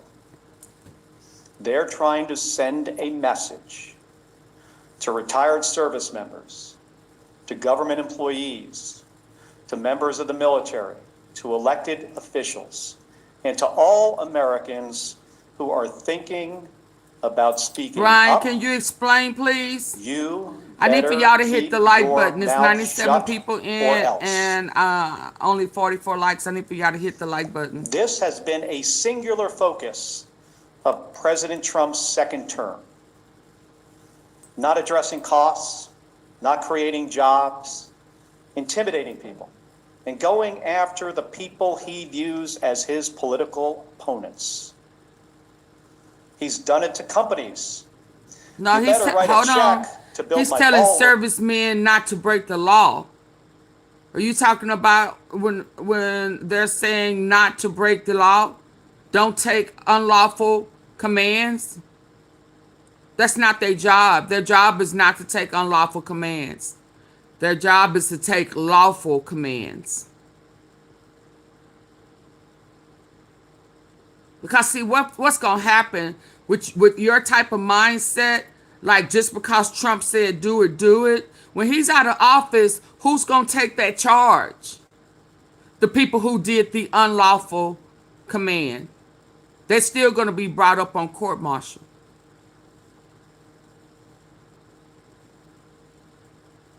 You have to, I think the ignorance. Trump is not going to stay in office. And if they take unlawful commands, that means that they are okay with breaking the law. And Trump will not be able to pardon them. So be smart. You got to grow up. Y'all, I need for y'all to hit the like button. Double tap the face of your screen. Hit the 3 dots at the top or leave. That's why Trump's scared now. If he ain't scared, release the Epstein files. If he ain't scary, then release the Epstein files. He can't stand that heat. He gonna want somebody to take that heat for him. And it's dumb people who's willing to do it. Yeah, he won't do it. He won't even release the Epstein files with his scary ass. Yeah, go on with that stupid shit. Prove your merger. He's done it with universities. You're saying that he is telling them not to do their job. The job is to do lawful, not unlawful. Trump wants them to do unlawful commands. Duh. Oh, I can't with you. Get out. Get out. Get out. Bye. Y'all hit the like button. I'm not finna entertain President, that foolishness. or I'll pull your research funding. He's even done it to late night hosts. You better not make jokes that I do not like, or I'll get you taken off the air, and I'm going to take your companies or mouth shut or else. Good morning. This has been a singular focus of President Trump's second term. Not addressing costs, not creating jobs. I know, right? Intimidating people. Fire flame. And going after the people he views as his political opponents. He's done it to companies. You better write a check to build my ballroom, or I might not approve your merger. He's done it with universities. You better fire your president, or I'll pull your research funding. He's even done it to late night hosts. You better not make jokes that I do not like, or I'll get you taken off the air, and I'm going to take your company's broadcast license. And he does it every week with Republicans in the House and the Senate. You better toe the party line, or I'll make sure you never get reelected. Folks, this comes at a cost. And not only to American companies, colleges, and comedians. It damages every American's freedom of speech and the balance of powers that form the foundation of our democracy. Because when Republicans in Congress are too afraid to disagree with this president, it means that his bad ideas go unchallenged. He has slapped reckless tariffs on countries across the globe, skyrocketing the cost of everything from groceries to school supplies. Republicans historically, well, at least a year ago, they hated tariffs. But when it comes to voting to undo them, they are too afraid of Donald Trump. So Americans pay more for just about everything because of spineless politicians. It's the same with healthcare costs. There are Republicans in the House and the Senate who really want to do something to prevent these healthcare premiums from spiking for millions of Americans. The solutions are simple, but President Trump says he doesn't want to. So nothing happens. Nothing except a government shutdown. It goes on and on. The president has gone too far. Everybody needs to wake up. The occupant of the Oval Office is ignorant to the Constitution and has no regard for the rule of law. Trying to silence me, in proposing to court-martial me, in threatening to kill me, for fighting back when our democracy demands that we must fight back. President Trump has crossed the line. And this time, it's not going to work. I will not be intimidated by this president. I am not going to be silenced by this president or the people around him, because I've given too much in service to this country to back down to this guy. In 1991, when Donald Trump was driving the Taj Mahal casino into bankruptcy, I was getting shot at over Iraq and Kuwait. In 2001, after Donald Trump said that the collapse of the Twin Towers meant he now owned the tallest skyscraper in Manhattan, I was carrying flags honoring 9/11 victims into space on a rocket ship. In 2003, when Donald Trump was writing birthday greetings to the monster Jeffrey Epstein, I was the first on the scene to recover the bodies of my fellow astronauts who who died when Space Shuttle Columbia exploded during re-entry. In 2011, when Trump was hosting a reality show and peddling conspiracy theories against President Barack Obama, I was sitting next to my wife's hospital bed as she recovered from a gunshot wound to the head. My point is this: I've been through a lot worse in service to my country. The president and Pete Hegseth are not going to silence me. They aren't going to keep me from speaking out, and they're not going to keep me from doing my job. Enough of the bullying, enough of the intimidation, enough of the threats, enough of your nonsense. Doesn't help anyone in our country afford their groceries or pay their medical bills. And it erodes the rights of every American. My job is to fight for them, to stand up for the Constitution, and nothing is going to stop me from doing my job. Thank you, and I'll take some questions. One sec. Give me that folder. Just sit this down here. Can you, well, I know it's Manu from CNN, but for everybody, just starting with you, just say who you are, you know, what station. White House said today that ADOLPH made a report of a second strike on the road. They also said this was a lawful strike. Yesterday, he said the second strike could be a war crime. Do you think that Bradley committed a war? Let me just start, Manu, by saying that there needs to be an investigation. We need to pull some of these members of DOD and the military into the armed services committees in the House and the Senate. You know, that's what the White House is saying. I hope what has been reported is not accurate. I revere members of the United States Navy, especially special operators, Navy SEALs. These are the most highly trained, you know, individuals in our military. I have deep, deep respect for them. So I hope what we are hearing is not accurate. I will say, though, you know, as somebody who has sunk 2 ships myself, that folks in the military need to understand, you know, the law of the sea, the Geneva Conventions, what the law says. And I'm concerned that if there were, in fact, as reported, you know, survivors clinging to a damaged vessel, that could be, you know, over a line. I hope it's not the case. I truly do.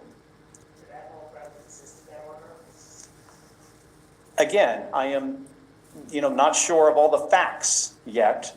I don't want to prejudge before we have all the information. I think it's important for there to be an investigation. The inspectors general of those investigations. Regarding this press conference, the investigation into your actions, have you spoken with DOD or? Yeah, how I have 299 votes. And come on. Like I said in my remarks, I was notified of a potential court hit the like button through a tweet by after the Secretary you vote. of Defense. I mean, Please think about hit the that for a thumbs second. How up. ludicrous is that? That's the only notification that we have received to date. And I think that says a lot about who Pete Hegseth is and what he cares about. He doesn't care about the law. He doesn't care about process. He doesn't care about accountability. He cares about views on his Twitter account. And that's a big problem.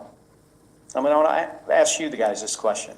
Have you ever in the history of our country seen a less qualified or less professional Secretary of Defense? Thank you, Mrs. I cannot Tom. think of one. Senator Kelly, the Cambridge News. Are you concerned about threats on your life you stepped up your personal security and, of course, the security of your wife. Hey, I'm no stranger. You know, Gabby and I are no stranger to political violence. We get a lot of threats already. She continues to get threats. She gets threats on her life, more so today because what Donald Trump said about me 10 days ago, that I should be hanged, that I should be executed. The threats on us have obviously gone up. I'm not going to get into details about my personal security. We take these threats very seriously, and I take, you know, the threats from this president seriously. How many times in our country's history have you heard a president of the United States say that members of the Senate and the House should be hanged and executed? I mean, I can't think of one. Those words carry a lot of weight. The number of threatening calls that we get into our office have skyrocketed. And they were very graphic. I mean, some of them were put, not from my office, but another member put them out there for people to hear. Ones we get are worse than that. Hold on. I need for y'all to hit the like button, or I'm gonna have to shut it down. Hold on.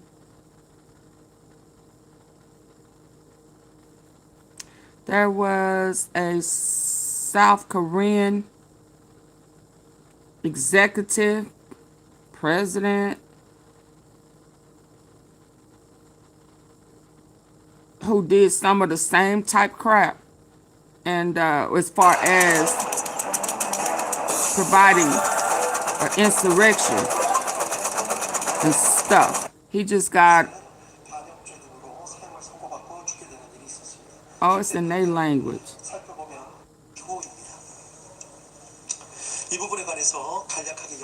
Oh, dang. I need it in. I need it broken down, sir.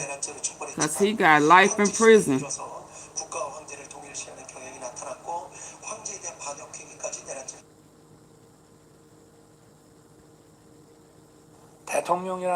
Being president is not a position for making excuses. Everything is my fault and a result of my incompetence. First of all, I would like to say I am sorry to the South Korean people. I would like to sincerely apologize. Former South Korean President Yoon Suk-yeol was sentenced to life in prison for declaring martial law on December 3, 2024, a move that lasted less than 12 hours before lawmakers overturned it life in prison 190-0 vote. Yoon for was later impeached and formally removed from office. Implementing martial law.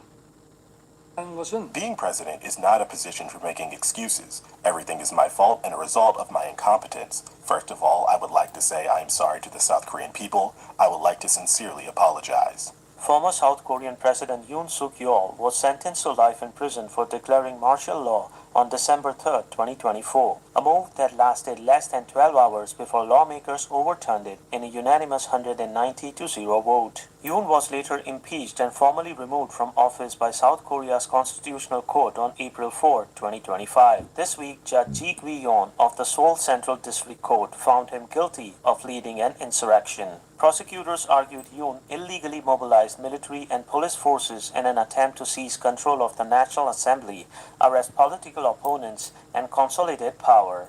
Judge Ji described the action as equivalent to a riot that destabilized the country and undermined democratic norms. This marks Yoon's second conviction tied to the martial law decree.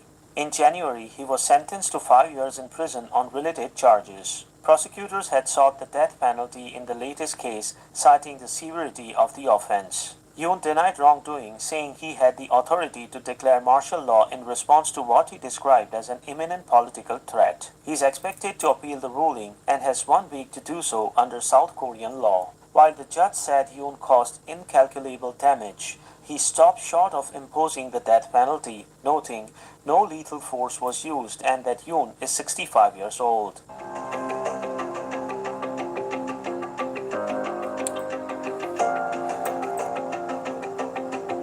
Peter, have you did your research? Because back then the Republic Party and the Democrat Party was taught they were opposite. Please dig deeper. They were opposite. And let's be clear, Trump back then was a Democrat.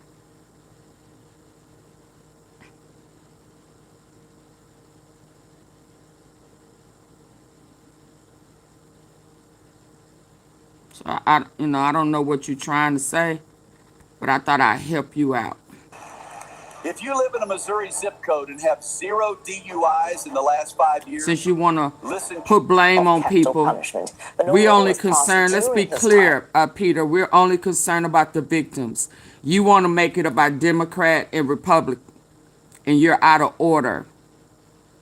Get your mind off of left, right, black, white. We talking about victims. We don't care what color they are, what political side they on. So if you want to keep making this about left or right,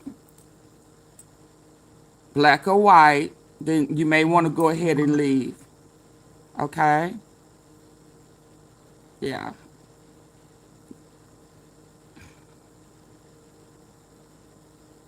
We don't care about what side no one's on. We care about the victims. And we're not going to try to pass blame on somebody else and make this be about somebody else. No. We want justice for the victims. We don't care what side of the fence they on. We don't care what color they are. We don't care about none of that. Justice for the victims. Period.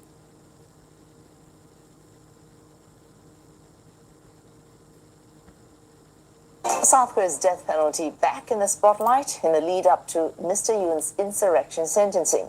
But the country still retains the death penalty in its criminal code. The last executions took place in 1997, when 23 inmates were hanged under President Kim Yong-sam's administration. A turning point in the year after that, when Kim Dae-jung became president. He was a long-time democracy activist who had himself received the death sentence under a previous military regime. His sentence was later commuted, and he became an advocate for the abolishment of capital punishment. But no law was passed during his time and in the subsequent years to abolish this penalty, even as executions themselves were effectively suspended. Did you hit the like button coming in, please? Successive governments, be they liberal or conservative, have maintained what is seen as a de facto Justice moratorium. for the victims, 100%. Dozens of individuals still remain on death row as of this year. Their sentences effectively suspended, but not overturned. Beyond capital punishment, history shows that even the harshest sentences handed down to former leaders do not always stand. I'll take former military leader Chun Do-hwan as an example.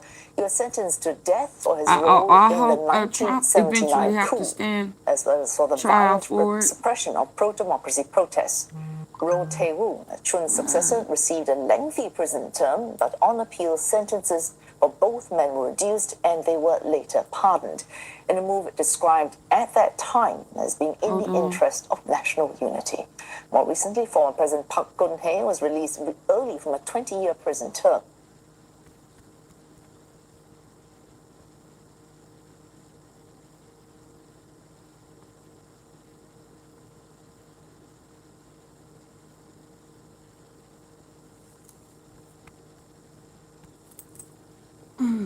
Hi, Jonathan Rumi here. Pray with me for just a few seconds. From the book of Joel. Yet even now, says the Lord. Andrew Mountbatten Windsor, formerly Prince Andrew, over misconduct in public office charges. We're going to be talking about that right now with Di Davis, former head of Royal Protection. Good morning to you, Di. Good morning, Julian. Nice to be back with you again. Well, I mean, again, extraordinary circumstances.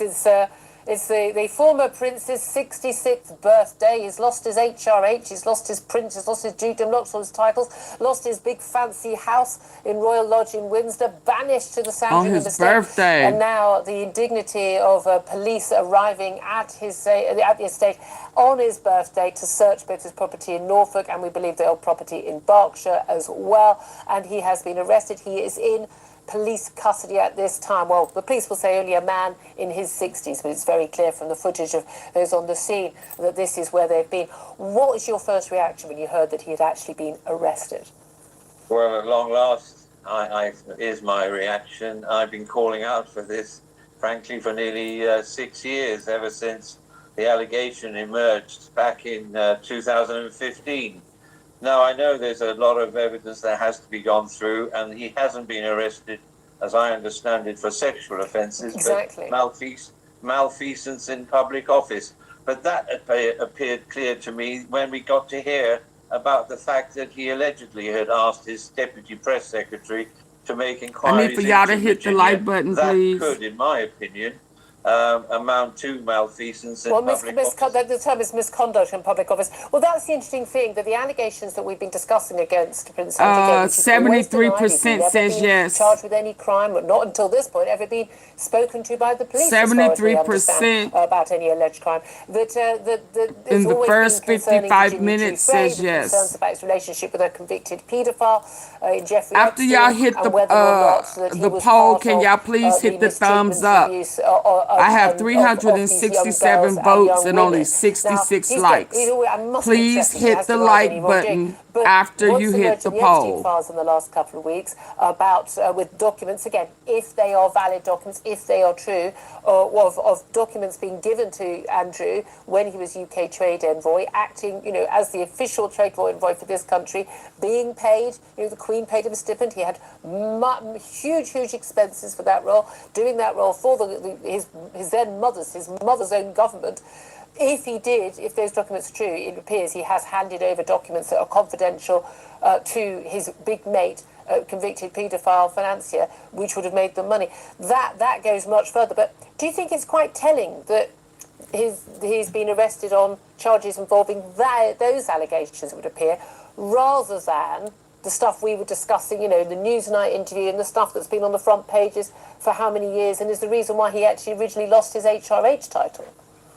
Well, I think this is the beginning, and with any case, you've got to start with what appears to be either obvious or is there in front of you.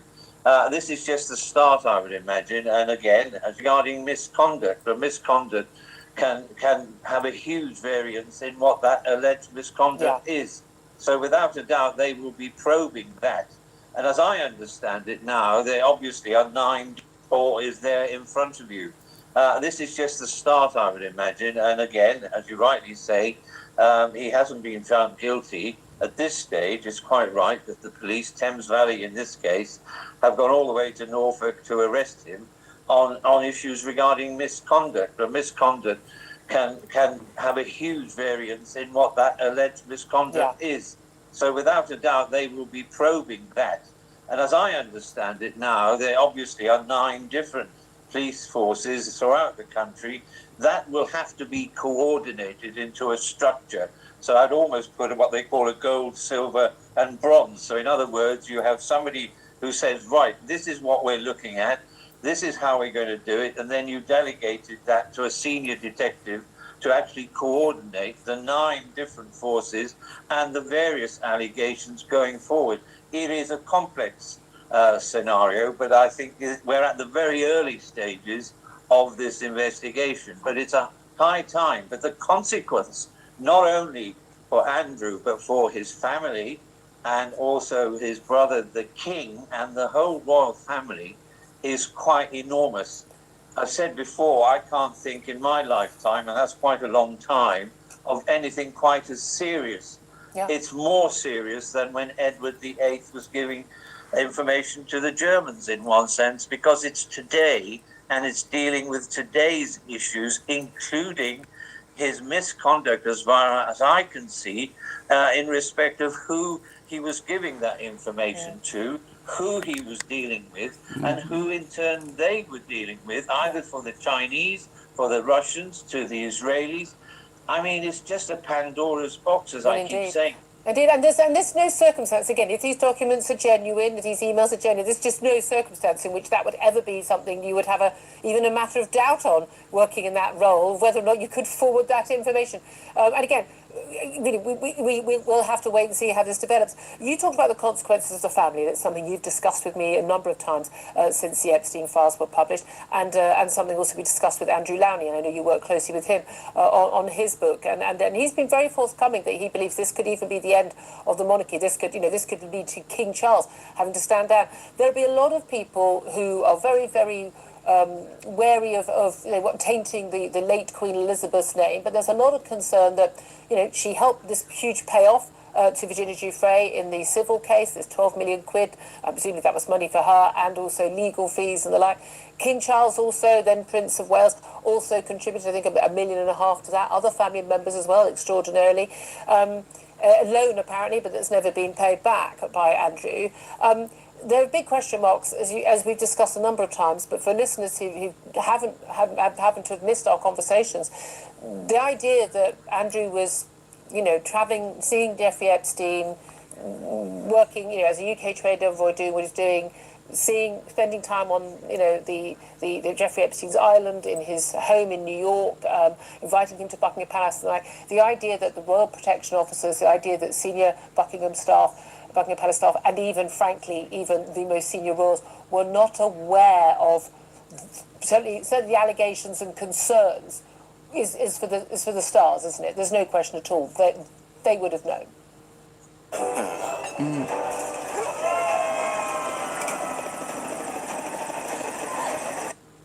Well, I think Good so, morning. and I think I've said it on your program and others. Stop taking us for fools, frankly. Marie. It's just inconceivable that if you agree to pay out 12 million to a female you've never allegedly met, and in those early days, these serious allegations were not quite there. Yes, there were allegations that he was, after he'd been convicted, that's Epstein, paedophile. Well, that's one thing. Now we have these incredibly serious aspects, and questions have to be asked in the palace. Who knew? Who briefed? Because every day when I was in post, I had a cutting of every media that came in that affected the royal family, and they would have the same. Yeah. So quite clearly, from early on when these allegations were made, senior palace officials would have known. And I allege, and I take no pleasure, but as an investigator, I allege senior officials must brief senior royals as to the consequence, and they've hoped that by doing what they did in paying her off, that would kill it dead. Unfortunately, all it's done is raise the mantle further. Yeah. Now, I would imagine that Thames Valley Police and the Metropolitan Police must, through the Foreign and Commonwealth Office, have been in touch with the authorities in the United States.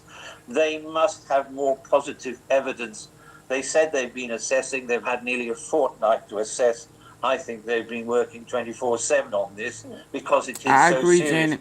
And as Andrew Lowney says, there are consequences for King Charles if it can be shown either he or his private secretaries throughout this period were aware and advised certain actions or not, then there would be consequences. And it's a sad indictment. But as we say, we are in uncharted waters. And if there is any evidence that he knew or he took part in any kind of deception or any other aspect, then clearly it would be an application matter as far as I'm concerned. And again, I've never thought in all my years again I'd be saying that. I mean, there's no doubt at all that Charles and the Prince of Wales, Prince William, have long wanted Andrew to disappear from the family. That's been made really, really clear from not just palace briefings, but also from, should we say, Charles's quick actions once he was on the throne and able to take that action. But your view is that he may not have acted soon enough, and what he did, you believe, to help.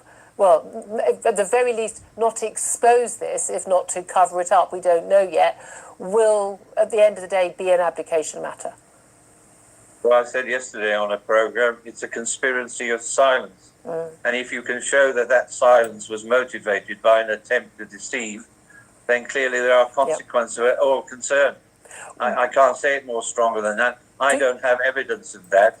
But as an investigator, if I was investigating, I wouldn't stop at the lower levels. I'd go all the way up. Indeed. And just finally, Di Davies, I mean, you say, conspiracy of silence. Do you trust now that the police, obviously, egged on, the public demand, the King saying, we will cooperate with anything, any investigations and the like, and then there's pressure from the media and other politicians as well. Do you trust that there won't be another establishment cover-up? We will get to the bottom of this, and we will know exactly who knew what when and who did what when? When you have the Prime Minister going on BBC saying nobody is above the law, I suspect he's had private briefings. I'd be surprised if he hadn't. because the consequences to the country are enormous worldwide. And my phone hasn't stopped this morning from people all over the world asking to speak to me on my view. My view is pretty much like yours. Where's common sense? Let common sense apply, and let the law apply to anyone who has either tried or has concealed information. It's called conspiracy to pervert the course of justice. That's my other saying this morning. Conspiracy of silence, and then if it can be proved, if there was a conspiracy by others to hide his alleged dreadful deeds, then take the consequence. Thank you very much indeed for joining us. Very, very harsh words there from Dag Davies, former head of Royal Protection. Later.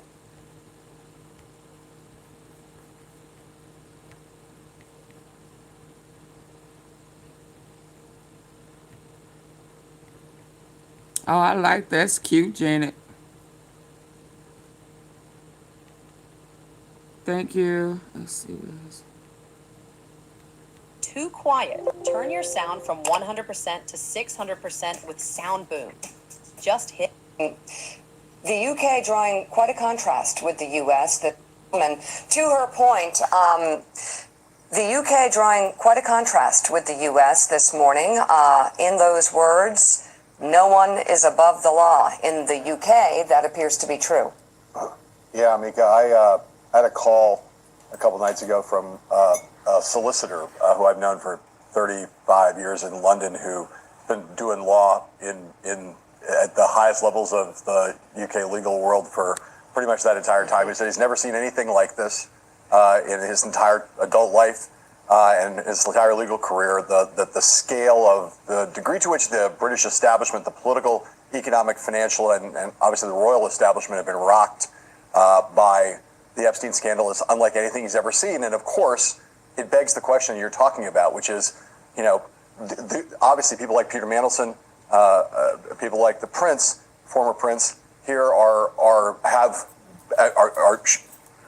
people who appear to be very complicit in this and are facing consequences. How is it possible that in Britain, which is not the epicenter of the Epstein scandal, which is not the establishment in which Jeffrey Epstein mostly moved, the extraordinary degree to which he was an international figure, and people all over the world are caught up in this web. But here, at ground zero, there's nothing like that. And yes, there has been it's been a very large political story for us for the past 8 months.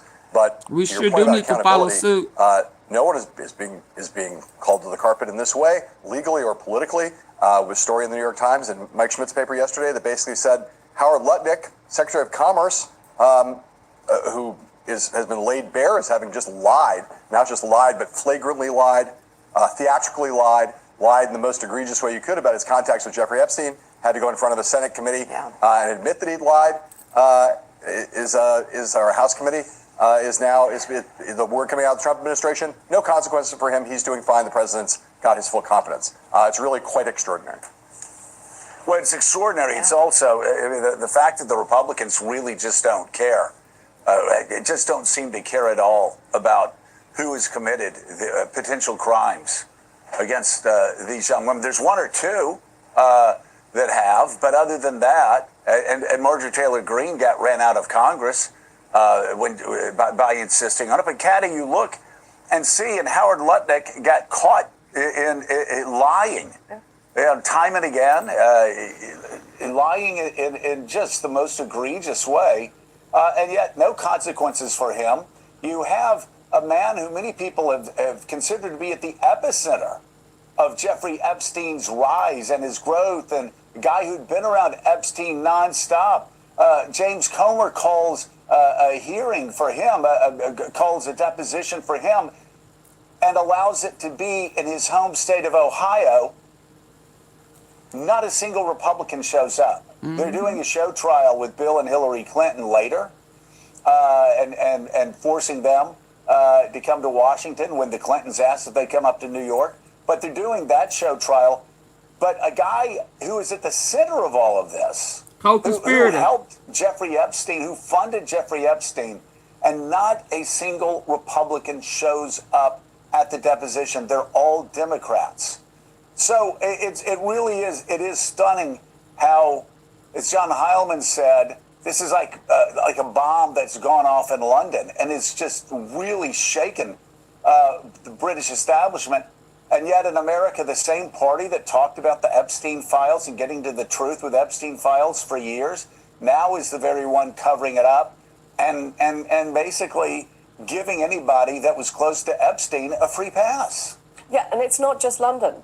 It's Norway as well. You've got a crown princess who's now under a cloud because of her emails with Jeffrey Epstein. You've got a Norwegian ambassador who's had to resign. You've got a former Norwegian prime minister who's now under investigation as well. In other countries where Jeffrey Epstein had contacts, where he may have had nefarious dealings with people in positions of power, or they may have given him information he shouldn't have had that helped him get rich, people are feeling the consequences of that. But here in the United States, as you say, the fact that no Republicans showed up to that deposition, the fact that Comer didn't show up to that deposition of Wexner, and without Wexner, you don't get Epstein. Epstein doesn't get as rich as he does without Wexner's help all over those years, suggests that if you're a Republican, you're immune from this. We don't think you have any responsibility to bear for this. I mean, it's interesting that you do. We've talked on the show a lot, Joe, about checks and balances in America and the erosion of checks and balances. And you've made the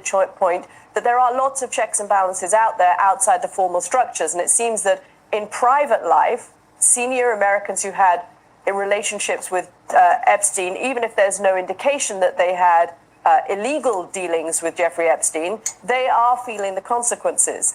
But either the White House or the Republican Party, and maybe the two are the same thing right now, they are protecting people that they want to protect.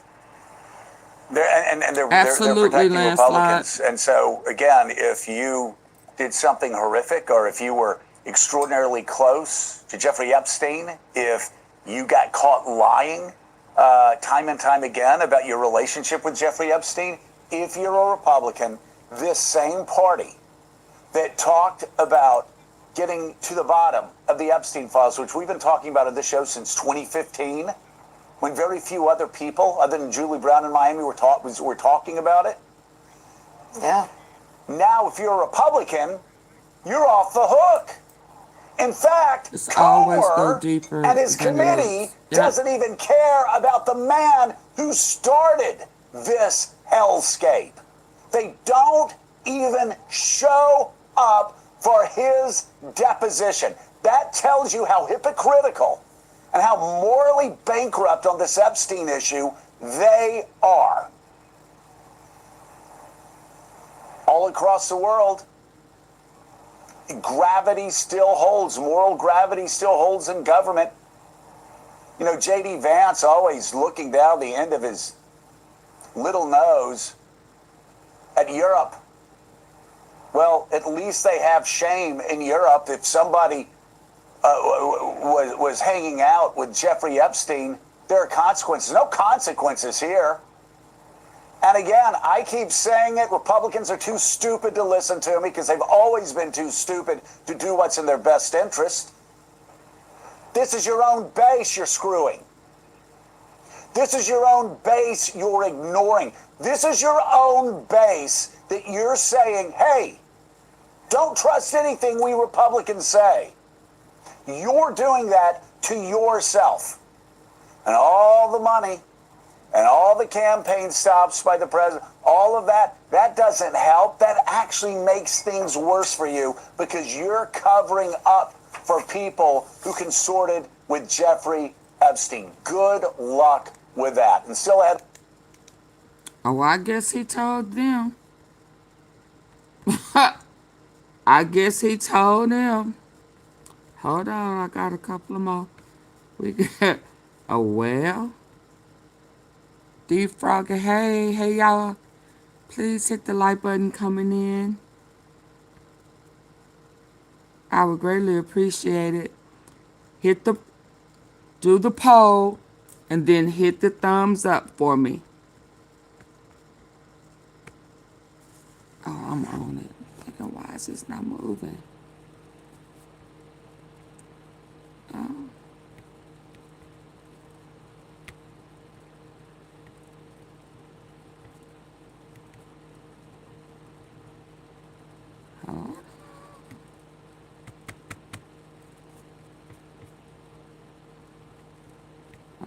Okay.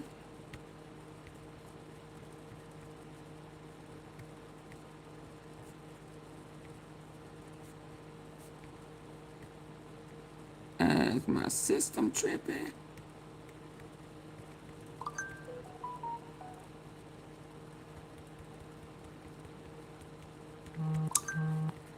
Okay, it look like my system may be tripping. Hold on, let me see if this one is still up. Former commander, let's see what he got to say. You are what you do with your youth and what you do with your mind. Those words from Dr. Benjamin Lajeunesse, and I think they're quite appropriate as I think about a young boy from small town Georgia who dreamed of becoming an aviator that had never been in a plane before. But I believed. I believed then like I believe now, in goals, strength, and determination. Those are the things that dreams are made of, and those are the things that breed success. Sometimes we must be what we cannot see, and sometimes we must follow a path that's not well traveled. But we follow that path because we know we've been blessed by the grace of God. Black History Month isn't just about firsts. Yeah, no. It's about pressure. Yeah, no. I didn't know it was. Hold on.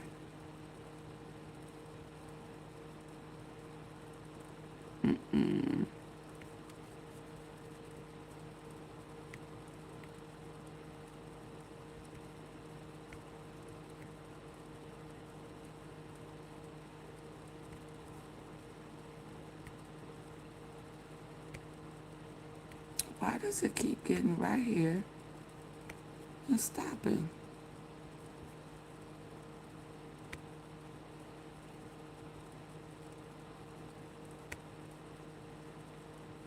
I guess I don't want y'all to see.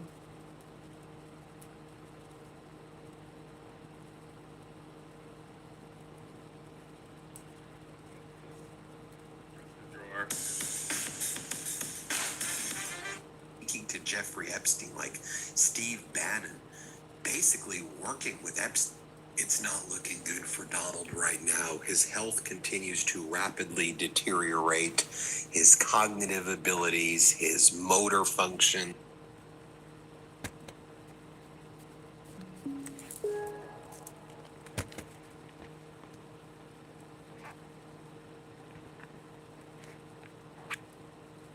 His physical appearance, it's all unraveling. At the same time, he's also getting crushed by his cover-up of the Epstein files. And there's an important connection there as well, because when you read the Epstein files, you had some of Donald Trump's closest aides speaking to Jeffrey Epstein, like Steve Bannon, basically working with Epstein on a plan to try to get Mike Pence to resign, move in Mike Pompeo, invoke the 25th Amendment against Donald Trump, move in Pompeo to become the president. And it seemed that some of Donald Trump's closest advisors during his first term were saying that he had dementia and the 25th Amendment needed to be invoked during Donald Trump's first term. We'll go through that. Even Newsmax did a special today where they were attacking Bannon and saying, wait a minute, Bannon was behind all of the that don't bother me, Miss Tom. I type in all caps. Bannon and Epstein talking about that. Unless they was also using you have profanity. Donald Trump talking about how the Potomac River smells like poop and that there's all this sewage in it, and he keeps She said blaming don't Maryland use and all says caps. basically it's feces coming from Maryland and that's why it stinks in Washington D.C. right now. And he's like, it's the pipes, it's Governor Moore and his pipes in Maryland. And it's like, do you even know where the Potomac is? Like, do you know that it's in D.C. and it's under the control of the federal government? You have Governor Wes Moore, who's like, yeah, these are like deeply unserious people. You don't know where the Potomac is. You don't know where your own water is. It's under federal control. And Governor Moore's like, you're blaming me? We try to send some people in to help you because you didn't know how to clean your own feces in Washington, D.C. So we tried to, now you're blaming us? I mean, look at what Donald Trump's hand looked like yesterday. It's as bad as we've seen it. Aaron Rupar posted this photo. Look how discolored it is. As this other account says, the media's complete and utter lack of interest in finding out what's going on with Donald Trump's hand when they spent every day of Joe Biden's presidency idly speculating that he had dementia is effing infuriating. I agree, but guess what? We're the media now, okay? More people watch the Midas Touch Network than any other news media. Midas Touch was yet again the #1 podcast on the YouTube charts, beating Candace Owens and Joe Rogan. And then last week we beat Joe Rogan 2 weeks in a row. By the way, hit subscribe to our YouTube channel. Help us get to 6 million subscribers. We're so close. Yeah, but hit see, subscribe. I don't look at it like As that because I Donald like Trump typing was, in all caps. You saw the way his hand looked. You saw But his I'm gonna let physical y'all features. handle that. So he's giving a speech yesterday, and he just starts talking about Nicki Minaj, like the rapper, like how beautiful he thinks she So is. now and you're her being skin is sarcastic. So, So, soft, and her Paul, nails are so hold on. long. and Now I'm she's gonna just jump so in. I got him, beautiful. y'all. So is Paul the same? Now, Paul, let me tell you something. Don't come in here being disrespectful. We are grown over here and we are respectful. So this is it for you. I'm going to remove that. And if you come back with something kind of semi-racist, trying to be sarcastic, I'm going to remove you. So if you don't have no self-control, don't type. Just listen. Because at this point, I'm going to report you as harassment, bullying, trying to force yourself. No, it's not. It's harassment to me. You're bullying me. You're trying to force yourself upon me. Yeah. Get your ass up out of here. That stupid shit. You one of them PDFers. You like force. Yeah. When somebody say stop, you keep going. Somebody say no, you say yeah. Yeah, you're a violator. The minute we start saying we pro-victim, here come the aggressors. That's harassing.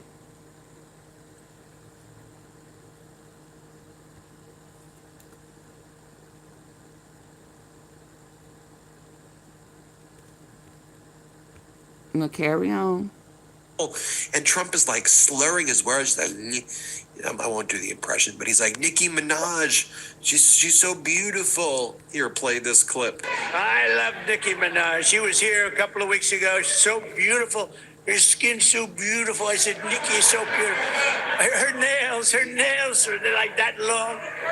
I said, Nicki, are they real? She said, she didn't want to get into that. Is your hair real? Most people are too lazy to do this, but it saves homeowners a fortune. Oh, you don't want to get into that? She didn't want to get into that. Okay, now just look at what he's posting as well. Again, you heard what he said about Nicki Minaj. He's posting memes like this. I will be the one to shut it down. He's posting AI images of his golden ballroom. He's posting, will be the greatest ballroom ever built, now rising at the site of the White House, fully paid for by American patriot donors, zero costs to the United States taxpayers. You looked at the Epstein files? Yeah, we talk about it here a lot. Here are the messages from Steve Bannon and Jeffrey Epstein. Here's what they were talking about it. They were saying, and no soldiers in the fort. He is really borderline. Not sure what he may do. They're referring to Donald Trump being borderline, dementia. They go on to say, going to blow him up right out of the box. White House has zero plan to punch back. Fort Apache with no cavalry en route. Spoke to my Dems this weekend. Boy, our emotions running high. No, it does not stand for F and blow. F&B director. I'm back in the F&B biz only. We are either 2019 or it will surely own us. Hell of a year.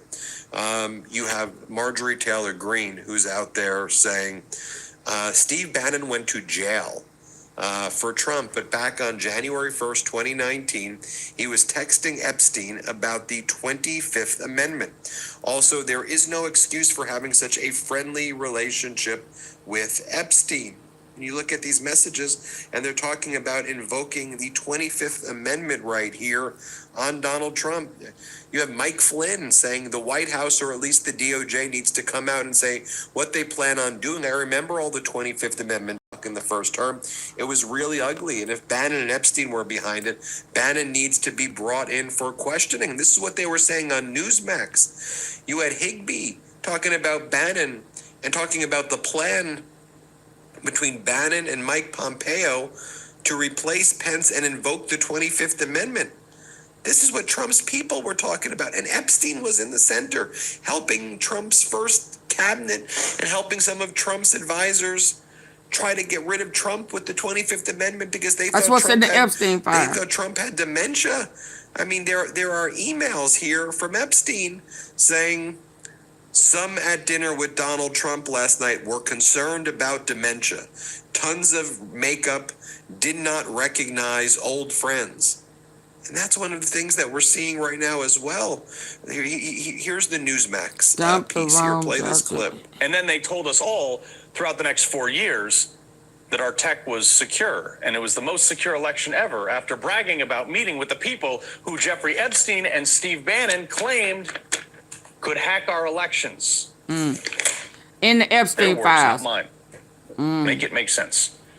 But why was Bannon or any other officials in any other role meeting with people who, according to these emails, were doing or trying to do or possess the power to do all that? Let's look at some of the other stuff from these files, too, that even goes crazier than this stuff with Bannon. Why was he talking about replacing Trump, swapping Pompeo as the VP with Mike Pence, and then using the 25th Amendment to make Pompeo the president? These are text messages with what is assumed to be Epstein, confirmed to be with Bannon. Quote, I like the idea of Pence stepping down in favor of Pompeo, so when it happens, he becomes president. That's from allegedly Epstein. And I'm thinking, it? What do you mean by it? Bannon responding, that is his name, has this been shopped? Epstein replies, Rudy did lay out impeachment, Pelosi vote, and don't go after Ivanka. Bannon Don't says, go after Ivanka. Great. Great. Impeaching Trump? Well, I mean, we now know Pompeo was not a product of MAGA doctrine and was heavily critical of Trump once Don't he go left his first after term, showing his true Ivanka. colors, and Bannon wanted him to become president? Am I reading that? There's a possibility that Bannon did nothing wrong and these are being misinterpreted. There's a possibility, giving him the benefit of the doubt here, considering he was, like, I defended this guy. I thought he was good for the administration initially. But there's some splaining to do about beyond talking about a documentary to revitalize Jeffrey Epstein's image. You guys know I'm all about clean living and making smarter choices at home, especially this time of year when I'm thinking about habits I want to stick with long term.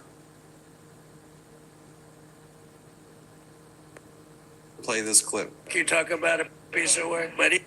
Off your first order by going to blueland.com/Midas. You won't want to miss this. Blueland.com/Midas for 15% off. That's blueland.com/Midas to get 15% off. MEIDAS.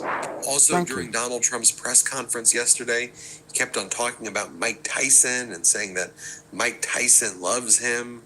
Here, play this clip. You talk about a piece of work, buddy. Good fight, couldn't he, huh? Mike Tyson, boy, I tell you, Mike has been loyal to me. Whenever they come out, they say, Trump's a racist. You know, it's like a statement. Trump's a racist. Mike Tyson goes out, he's not a racist. He's my friend. He's been there from the beginning, good times and bad. But Mike Tyson's a great guy, and he was so loyal, always been loyal. And Herschel Walker, speaking about loyal, how good a football player was Herschel? Herschel Walker, now he's ambassador to the Bahamas. I don't know, Bahamas, Bermuda, is he Bahamas, whatever.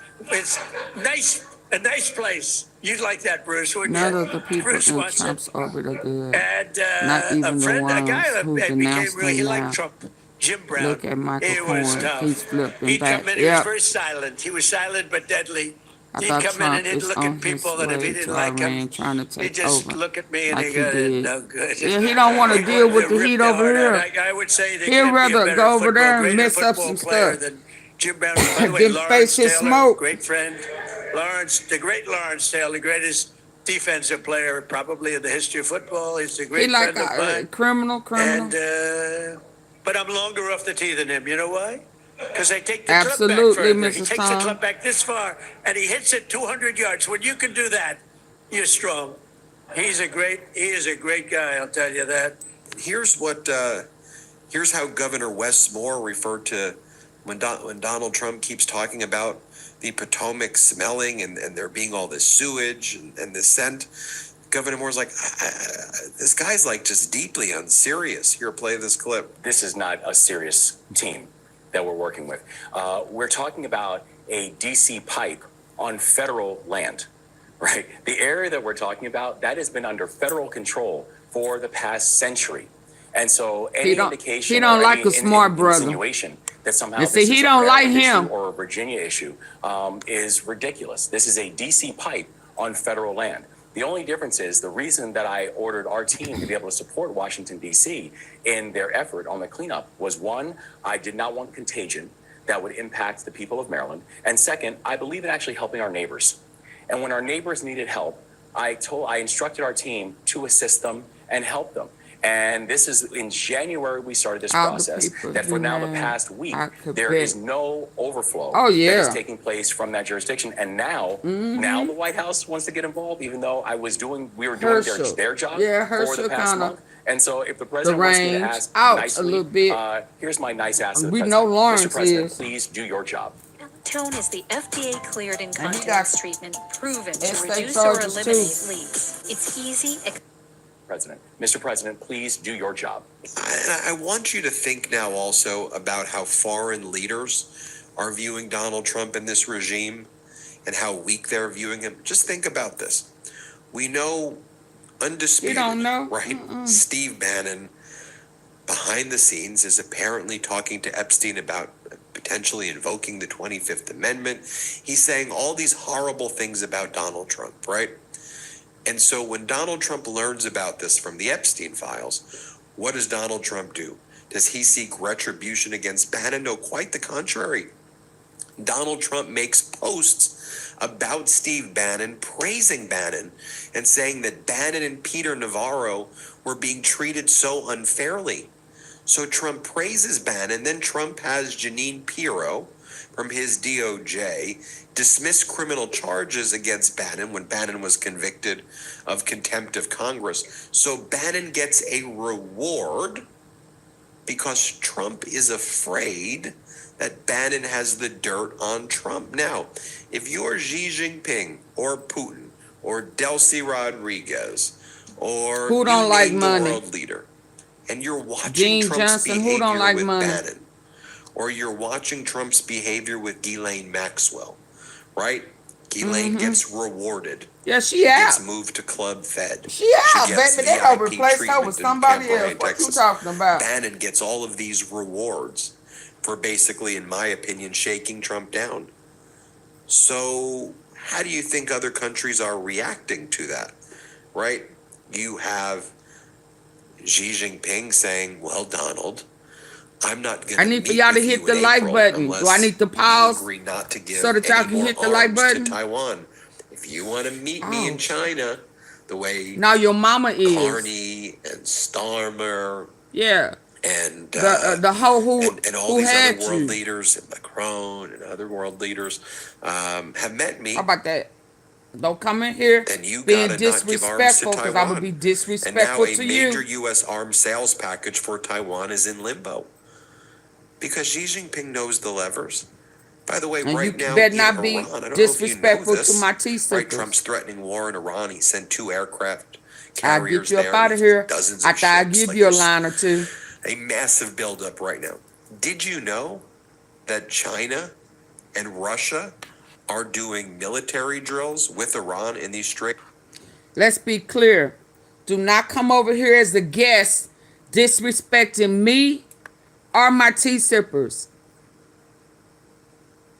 You better wipe your feet at the door, hit the fucking like button, and chill. But don't come in here with no racist stuff, no sarcastic stuff. Keep your mouth shut. Shut your lips. Stop your fingers. Grow up. Or I'll get you up out of here. You're not going to force yourself on us. You're not going to make us do nothing. You're going to take your ass wherever you came from. Are we clear? Are we clear?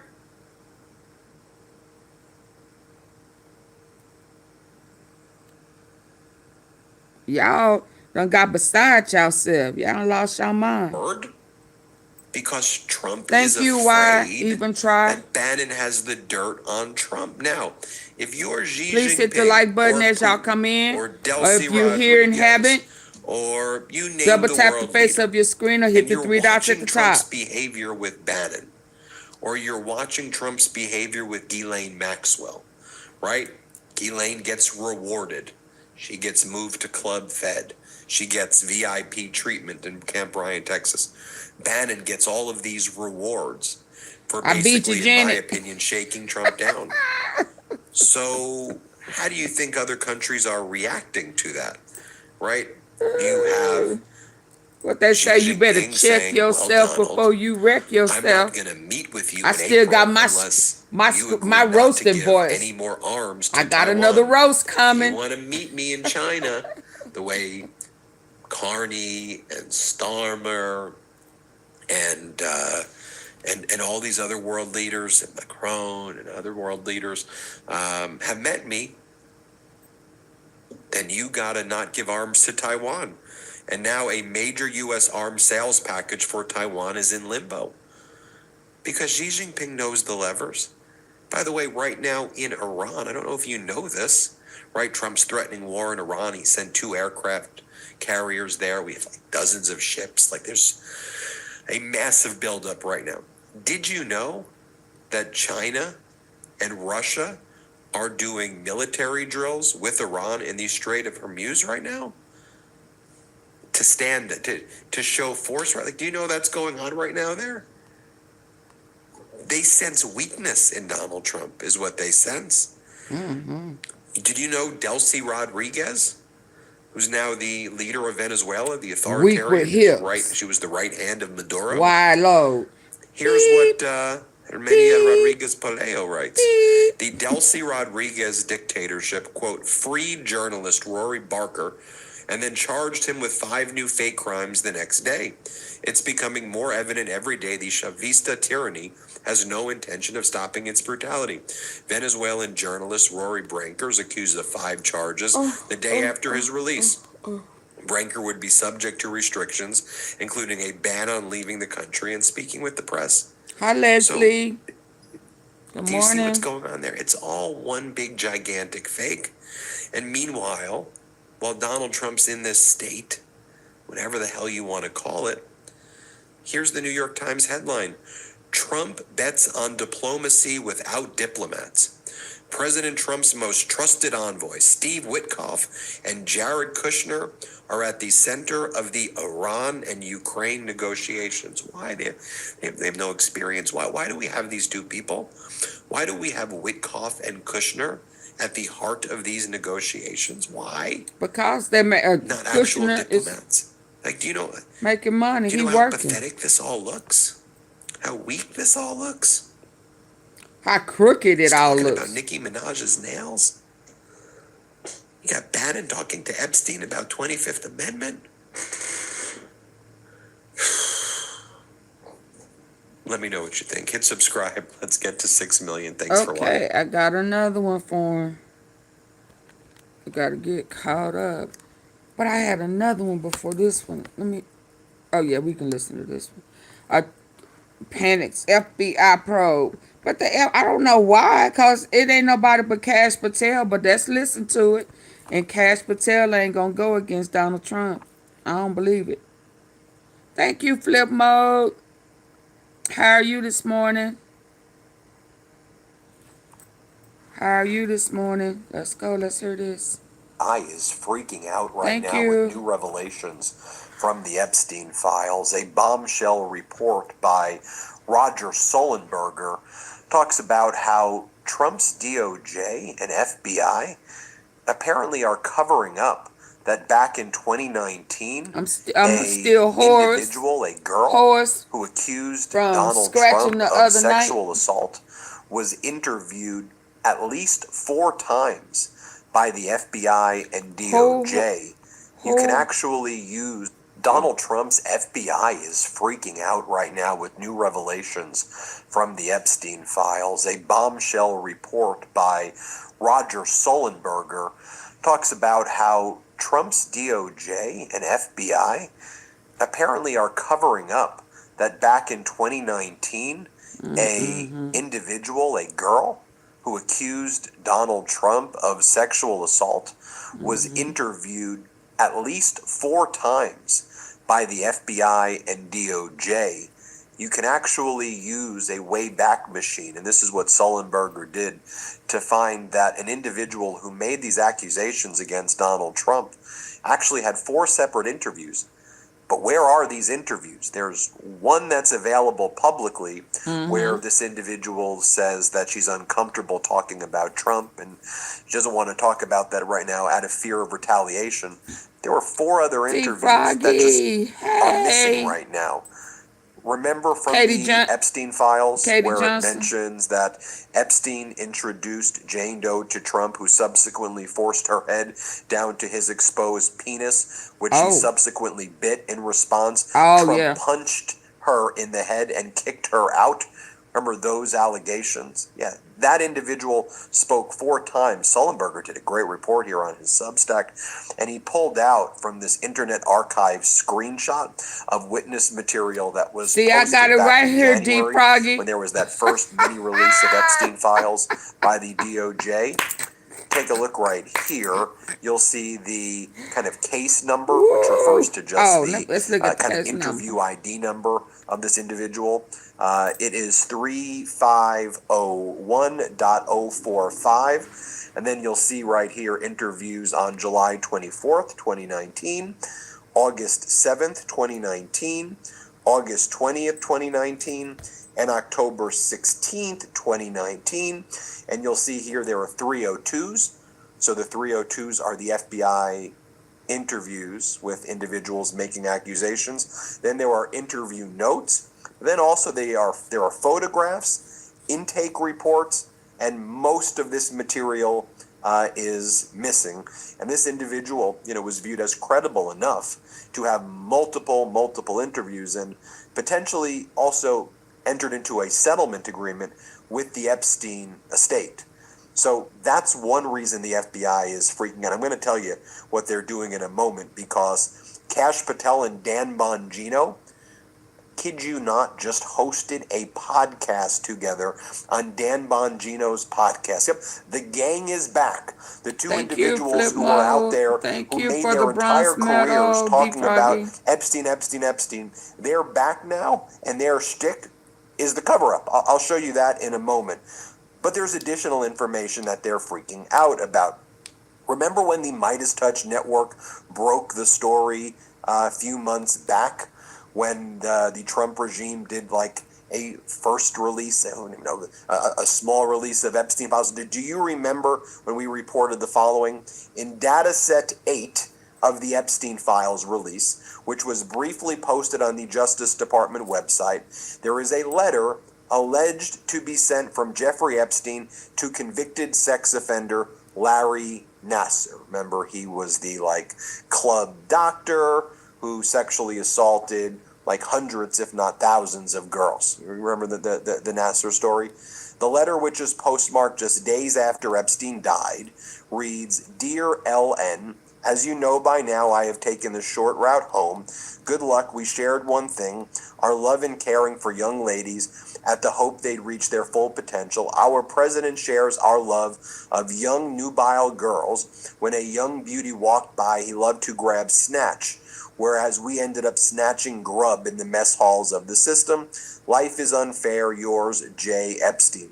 That letter was returned to sender. Reporting indicates that Epstein did indeed send a letter to Nasser from prison before his alleged death by suicide, which I don't think is a death by suicide. I don't Steve think Bannon anybody is thinks that preparing anymore. to The go contents to of that go. letter were Oh, never thank revealed. you, Additional thank you, documents show thank that the you, letter Flip was Mode. submitted Thank for you, handwriting everybody who helped analysis, me though it's reach unclear if this investigators hour's reached a goal. conclusion on whether or not this was I need for definitively y'all to written hit by the Epstein. These who haven't hit images the are like from button. the debates number Oh my 36086 goodness! to Ouch! 36085. Hit the like button, please. Remember that letter. There's a copy of the letter right here.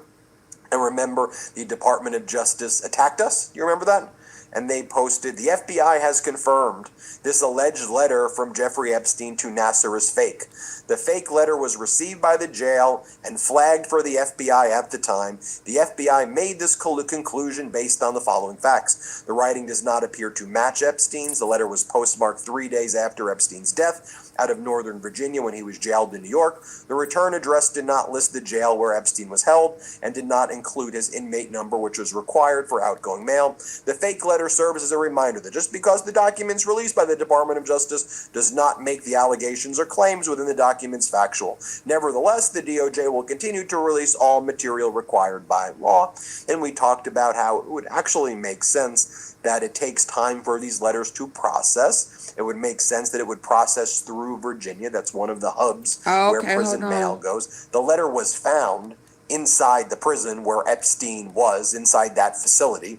So that's a pretty good indication. And so there was nothing that suggested that it was definitely a fake. We wanted to wait and see what the results were from the handwriting laboratory. Let me go out and come back in, y'all, because remember when an apparent letter from Jeffrey Epstein to Larry Nasser was in the December Epstein files that the Midas Touch Network posted first? Good, the December batch showed it was sent to the FBI for handwriting analysis. Well, now we actually have what the results are from the laboratory. They said when they were attacking Midas Touch in December. The FBI lab could not figure out whether it was or was not Epstein's handwriting because it claimed it did not have enough writing samples of Jeffrey Epstein, just like everyone else on the internet 2 months ago. Results of the examination. This was the conclusion. We have the conclusion now. Meaningful handwriting comparisons cannot be conducted between question items 4 and 5 and item 3, the purported known writing of Jeffrey Epstein, due to the lack of verified known writing submitted for comparison that is comparable in style, wording, and format to the question items. Well, in my opinion, that's suspicious because there was a lot of Epstein handwriting out there. So why could they not find enough Epstein handwriting samples to make the comparison? Do you remember when I showed you 2 days ago the CIA and the NSA that was sent back to Epstein's lawyer where they made public records requests and said, we cannot confirm or deny whether or not Epstein was an asset of the CIA or worked in the intelligence department, and thus we are withholding any documents without acknowledging whether those documents exist or not. Together right now, and I would say it raises a lot of red flags. I want to tell you about something that has genuinely upgraded my space at home, and that's Article. YouTube must we have recently held added it. a console to our entryway, My phone and I is absolutely tripping. love Hold it. on. It's this beautiful mid-century modern piece that fits perfectly with the style at the FBI, along with cash yesterday and today. Well, you had Dan Bongino, who used to be the number 2 at the FBI, along with Kash Patel, who's currently the FBI director. They are co-hosting a podcast together yesterday. I just want you to think about it. You have the FBI director and former FBI director co-hosting a podcast. Let's just say that that's not normal. As a reminder, these 2 individuals were the biggest people who talked about it. They made their careers. Epstein. The FBI is covering it up. And now, in my opinion, they're the biggest cover-uppers. So here's the way they describe everything, and they try to avoid talking about the files themselves. Like, they're both on there, and they're not even acknowledging what everybody's talking about. I mean, to me, in my opinion, how pathetic and weak is that? But what they say is, look, working for the FBI is just too difficult, they said. They said there's just so many tough decisions, and it's so hard to do their job. Yeah, I'm still hoarse from scratching on polar panel. People whining about the job and how hard it is, and when Donald Trump has to make a level 11 decision. Took a lot out of me. What are you talking about? Here, play this clip. Everything's a level 10 decision, Cash. A level 10 meaning there's a pardon the language, but a shitty decision and a shittier one. Because if there was a good decision to be made, someone else made it. And then when those decisions, that's every day. I know you know this because I would knock on your door and you'd be like, "What now?" And I'd be like, "Here we go again." Like something else will come up. Oh, so they hold on. For folks out there, when they on a podcast together. Here, play this clip. Everything's a level 10 decision, Cash. A level 10 meaning there's a pardon the language, but a shitty decision and a shittier one. Because if there was a good decision to be made, someone else made it. And then when those decisions, that's every day. I know you know this because I would knock on your door and you'd be like, "What now?" And I'd be like, "Here we go again." Like something else will come up. But I just want to put into perspective. So for they folks still out there, cool? when that decision can't even be made by me, it goes to you. When it doesn't go to you, it goes like to the president's desk. He's dealing with like level 11 decisions. And that's the thing in DC. That's why the batting average isn't always going to be 1,000. There's no good call to be made or someone else would have made it. There's just really tough decisions where, there's a shit call and a shittier call. And they still cool? That's what we signed up for. That's how it rolls. Look, yeah, these are difficult decisions, Dan. That's why you volunteered to jump back in. It wasn't just going to be, hey, we're going to do this job. It's going to be super easy. We're not going to have to make any hard decisions. And we're not going to have to combat a press corps that has largely been biased and full of inaccurate reporting. But we made those decisions collectively in the best interest of the nation. And if we hadn't, then none of this would be true. None of this would be possible. If President Trump had made the hard decisions to allow us and give us the resources that we need and to back the blue in law enforcement and to prioritize working with state and local authorities, then we wouldn't be able to do what we did. But you're right. We had a lot of hard decisions, and that comes with the territory of the job.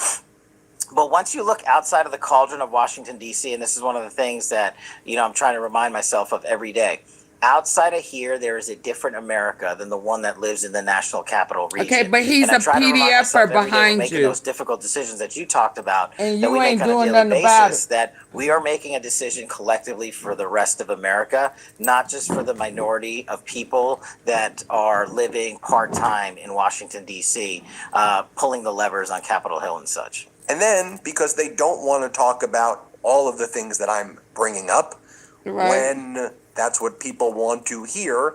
Absolutely. They start talking about how they did the greatest job destroying Antifa. They create a fake boogeyman and then say they destroyed it. And everyone's like, what the hell are you even talking about? Here, watch this clip. Also on a so they still on La La Land. Antifa. I covered it earlier in my show today and in yesterday's show how the prior FBI director and the prior President Biden and even Obama had played down the Antifa threat. It's an idea. You and I know that's bullshit. It's not an idea when actual action follows the idea. There was an action product that resulted from said ideas. Also, we with the Prairie Land investigation, where they located? Actual action to take down and dismantle. This where you take them down at? Where they at?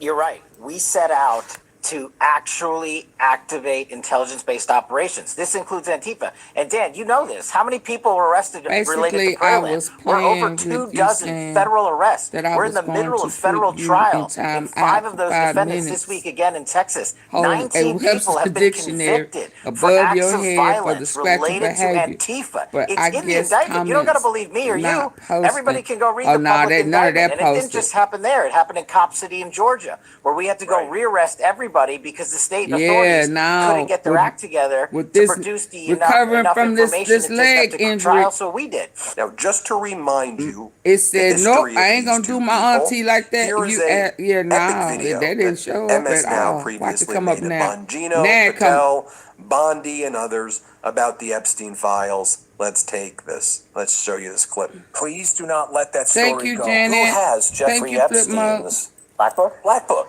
FBI. You so full of But shit. who? That is that. I mean, there's. Oh, that's under direct control of the director of the FBI. What the hell are the House Republicans doing? They have the majority. You can't get the list? Put on your big boy pants and let us know who the pedophiles are. Would you Put on your declassify the Epstein files? thong Yeah, I would. All right. and tell us and release the whole Epstein file. You don't know. Director. You don't want to affect people's lives if it's phony stuff in there, because there's a lot of phony stuff with that whole world. But I think I would. This isn't about Epstein or 9/11 or JFK or RFK. It is, but it isn't. It's about a bigger thing. If you're lying about that, you're lying about everything. Who's on the Epstein tapes, folks? Who's on those tapes? Yo, Big Who's in Daddy. those black books? Yo, Big Why Daddy. have they been hiding it? And this is something Donald Trump Yo, has Big talked Daddy. about. The DOJ may be releasing the list of Jeffrey Epstein's clients. Will that really happen?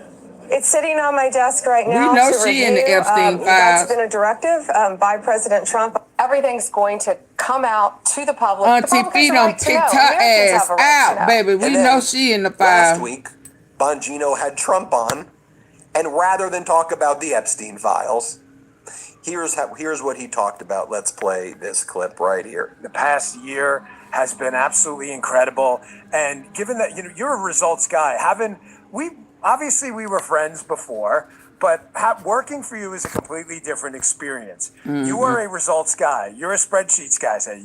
How would you get to a net present value positive with what you're doing? And I'll never forget an Oval Office meeting we had in light of the DC crime numbers today. Hadn't had a homicide in a record amount of time in DC, thanks to your leadership. We're sitting in the Oval Office, and I was talking to you about the homicide rate plunging, and it was only about 3 months into my term there. I said, Mr. President, what we're doing down in Memphis and elsewhere is working. Oh, no, and I'll never good. forget, I said, we're doing the broken windows, Rudy Giuliani style you policing. good. You looked at me and you said, hey, how do we take this nationwide? no. And you never, ever let go. You stayed on top of it with me and Cash. You were all over Thank it. you, Peter. You're such a hands-on guy, and it was just so refreshing to work for someone who I'm doesn't get into downhill all the hype now. and all the That was, nonsense, what, but 3 cares weeks about ago? the numbers. It's probably your business background or what it is, but amazing job on that. I had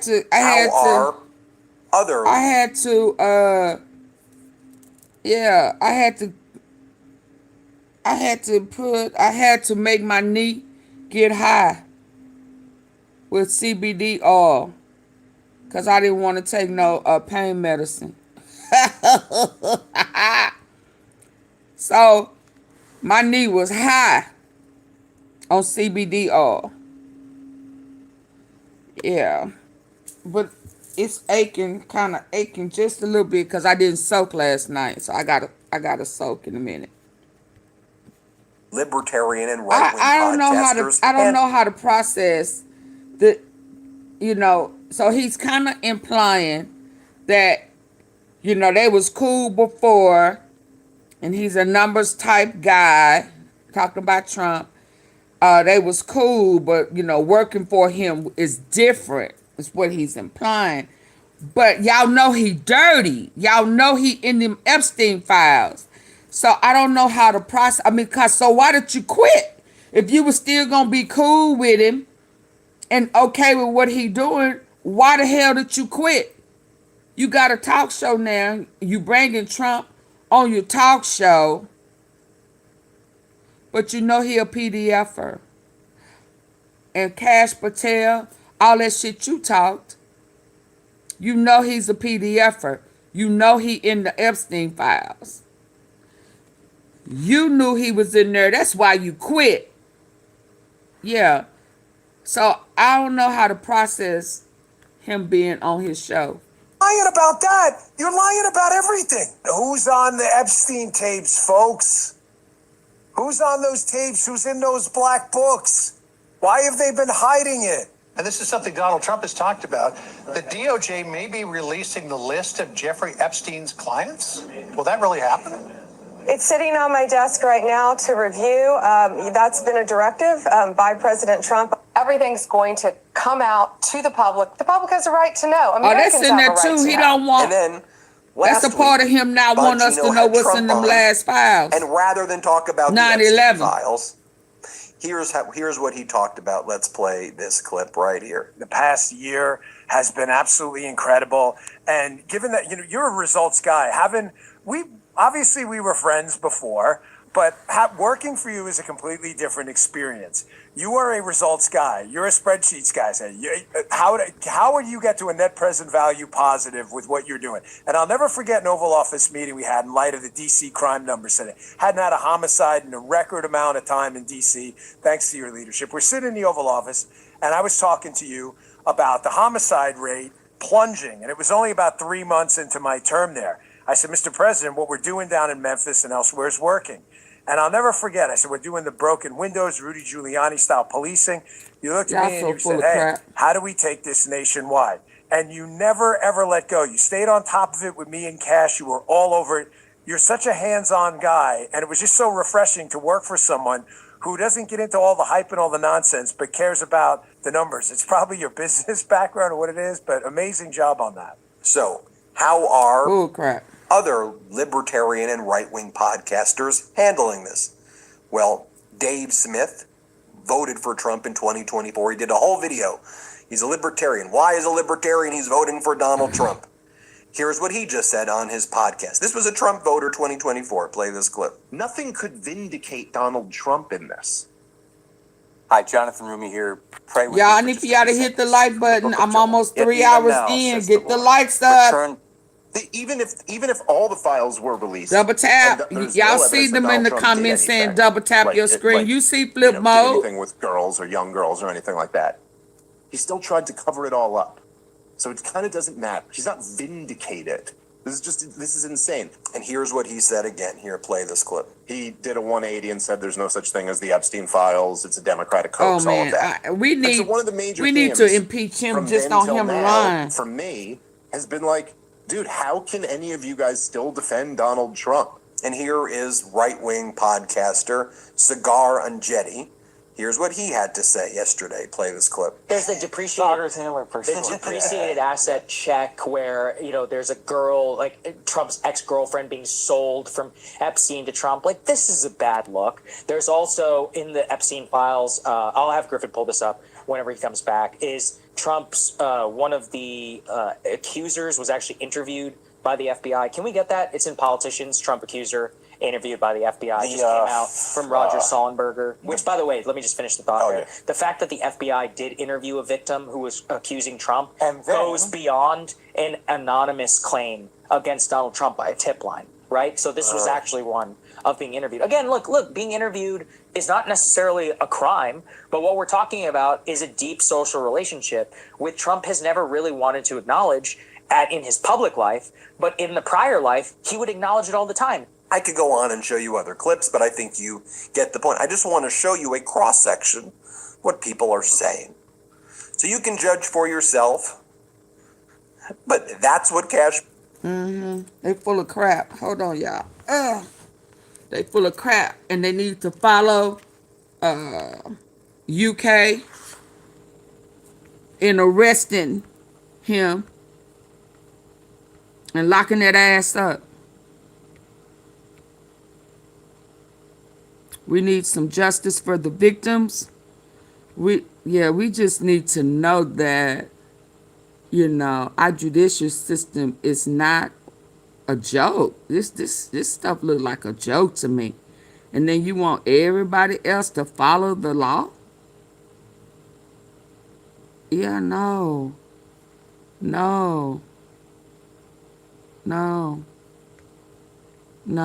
Y'all break the law. We gotta follow it? No.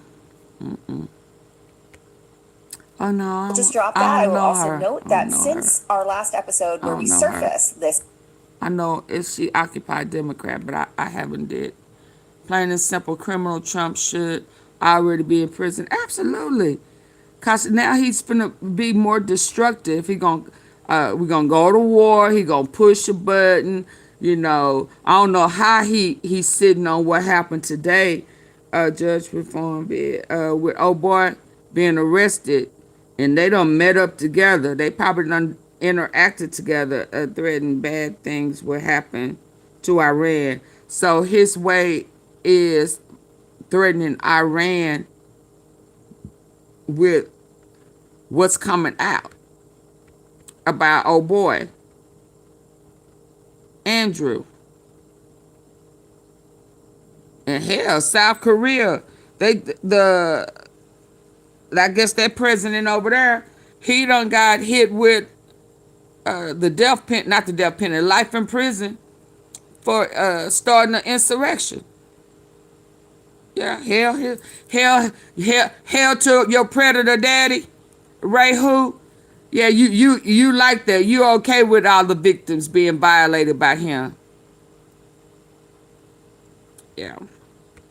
You sick in the head, or you just like trolling? Yeah, go play somewhere else. We don't play over here. Ray who?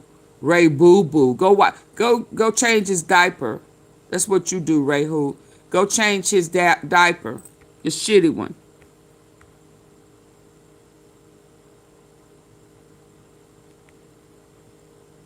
Hold on.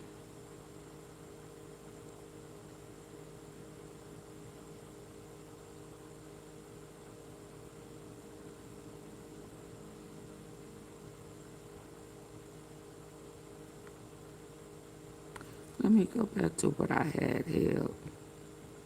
Go change the diaper. That big baby Huey. He liked the girls and boys.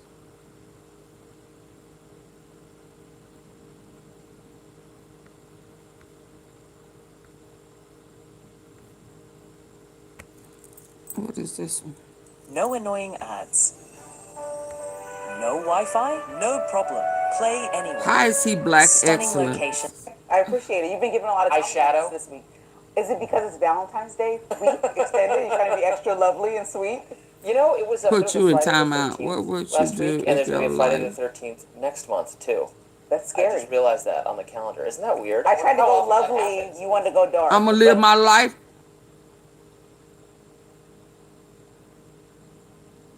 I'm gonna live my life. He ain't done nothing special for me, and hell, he ain't done nothing special for you. So please don't come over here with that stupid stuff. What would you do? I keep living my life. He ain't my daddy. He's a PDFer. And he got bodies. Yeah. And he thought he was hurting black people with the shit he was pulling. And he didn't realize he was hurting them people. Trying to be fun with his racist ass. Don't come on here with that bull crap. Good morning and welcome to Rising on a very foggy morning in Washington, D.C., but I'm in a good mood because I think we have a lot of subjects much today better that I am place, interested in Janet. discussing, so that's Me always too. nice. Me too. I think one of the subjects is really near and dear to my heart. It's going to be your radar, which I took a sneak peek at. I'm so happy to see these beautiful polling results that we're going to discuss. Maybe not what you have to say about the texture of it, but the actual What y'all gonna do? I also have to say, Lindsay, I'm Midterm. today. You know what? This is like a And chic. the eye, what is that? I don't know. The eye makeup is a little. Okay, I appreciate it. You've been giving a lot of Eyeshadow? compliments this week. Is it because it's Valentine's Yeah, I'm gonna Day switch it. extended? You're trying to be extra lovely and sweet. You know, there was a Friday the 13th last week, and there's going to be a Friday the 13th next month, too. That's I scary. just realized that on the Yeah, I'm calendar. Isn't about that to weird? change I tried to go right now. lovely. You wanted to go dark. Well, because we were manifesting Morticia and Gomez. Yes, So a little, dark and lovely. A little loveliness and a little darkness together. Perfect. That's our combo. Coming up on Rising, breaking this morning, Andrew Mountbatten Windsor, former Prince Andrew, has been arrested after Epstein file revelations. We're going to get into that. Plus, Meta CEO Mark Zuckerberg testified in a landmark case about social media addiction. And what's the real reason Republicans are pushing for more voting restrictions right before the midterms? I'm going to discuss that in my lens. But first, Robbie, tell everybody about what's on your radar. Somehow Kamala returned, quoting those dreadful Star Wars sequel movies, in case you can't tell. Anyway, Kamala Harris got some good news from the latest CNN stats. According to Harry Enton, my favorite pollster, voters are having buyer's remorse, and if we could somehow redo the 2024 election, she would actually beat Donald Trump. So says Enton. Take a She look. did beat Donald Trump. Ask Elon.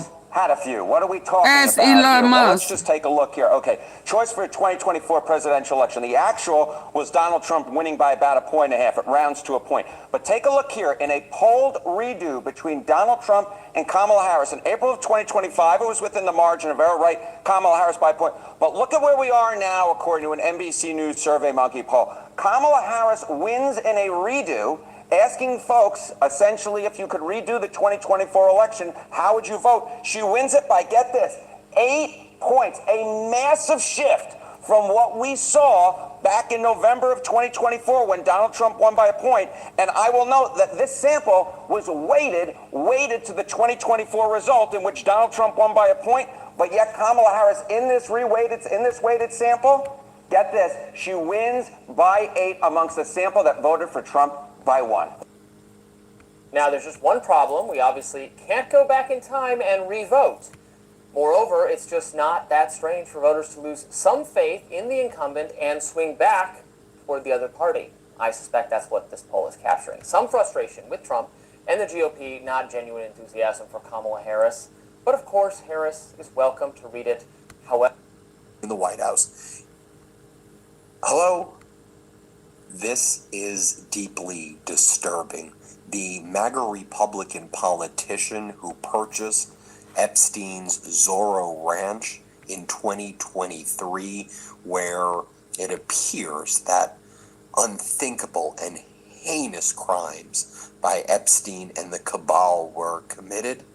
Well, this MAGA politician, Don Huffines, just gave an interview with Matt Gaetz, of all people.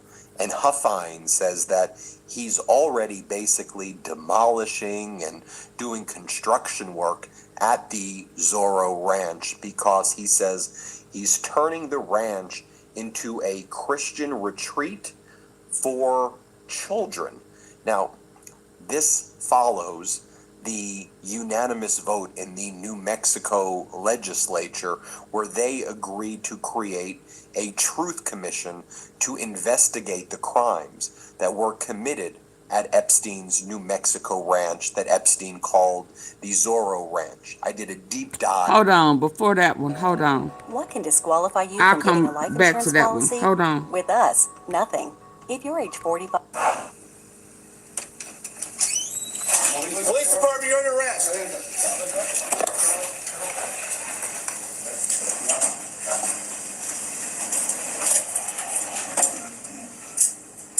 Just so you know you're being recorded, sir. Right there? Yep. I got it. This video comes from the Othello Police Department. The man being arrested is Kobe Williams. He ICE. was a supervisor with ICE. The Associated Press reports that in the year 2022, Williams was arrested in a sting by police in Othello, Washington, while going to a hotel room to meet who he thought was a third. You're under arrest.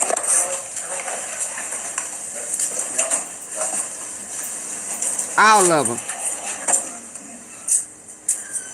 Just so you know you're being recorded, sir. All he did was ICE is full of racists This and video comes from the pedophiles. Othello Police Department. The man being arrested is Kobe Williams. He was a supervisor with ICE. Your The stomach Associated dropped. Press reports that in the year 2022, Williams was arrested in a sting by police in Othello, Washington, while going to a hotel room to meet who he thought 13-year-old. was a 13-year-old girl. He'd arranged to pay for sex. Williams, seen here, was 49 at the time. Here's more from the outlet. Williams had driven his government vehicle, which was filled with cash, alcohol, pills, and Viagra, and was carrying his ICE badge and loaded government firearm. The with his limpy 22-year ass. ICE Fat veteran limpy. offered a rationale that turned out to be a lie, that he was there to rescue the girl as part of a human trafficking investigation. Oh my Williams is God. serving prison Oh my time. God. Offered a rationale that turned So out to he be gonna act like he was there to rescue her. from a criminal, from a predator. Oh, I was coming to save her from predators because she was being trafficked. I'm new savior. I come to save her, to rescue. So now he the rescue. My God. That's just like Trump saying he's been exonerated, ain't it? Ain't that the same thing?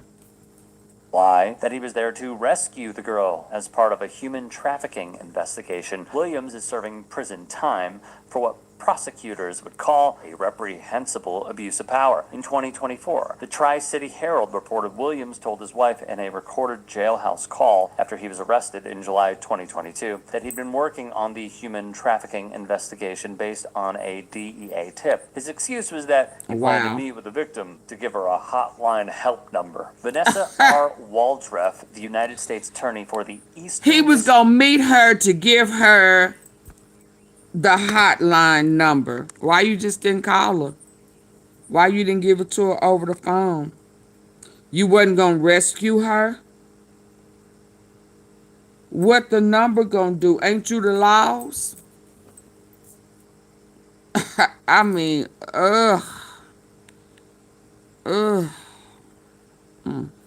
the human trafficking investigation based on a DEA tip. His excuse... He was arrested in July 2022 that he'd been working on the human trafficking investigation based on a DEA tip. His excuse was that he planned to meet with the victim to give her a hotline help number. Vanessa R. Waldref, the United States Attorney for the Eastern District of Washington, would announce that Williams was sentenced on one count of attempted online enticement. Williams was convicted of this crime in May of 2024 following a jury trial, meaning they did not believe anything that he would present. United States District Judge Thomas O. Rice imposed a sentence of 135 months in federal prison to be followed by 15 years of supervised release. And how exactly did they get him? Justice.gov wrote, Williams replied to a decoy Craigslist post as part of an undercover law enforcement operation meant to identify individuals interested in and willing to meet with minors for sex. The post indicated that Rebecca was a 13-year-old prostitute. Over the next 3 days, Williams called and chatted over text with Rebecca, who Williams believed to be a minor. During those conversations, Williams discussed her age, what Williams would pay for sexual acts, his employment as a quote-unquote cop, and arrangements to meet her at a hotel for sex. Assistant U.S. Attorney Stephanie Van Martyr would tell the judge he puts on a different public persona, a stark contrast to his conduct. He wanted to meet up with a 13-year-old, all while using his official position to gain her trust. The prosecution did note at trial that Kobe Williams lied to the judge, and in addition,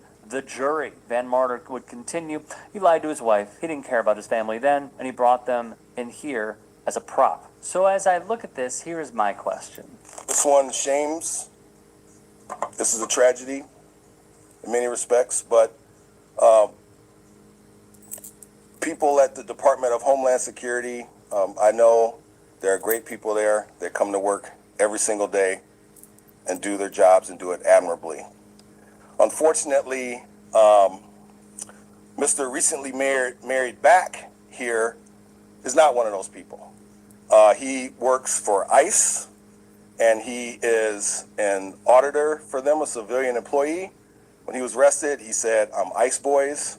Well, you know, unfortunately for him, we locked him up, we put him in our jail. He got reappropriated to our jail, and my understanding is he helped send people to send federal authorities. I think he's going to see some federal authorities because I think the feds are going to take this case. Why do these incidents keep happening with federal agents? Mr. Rashad Johnson. Because he hired all of his PDFers.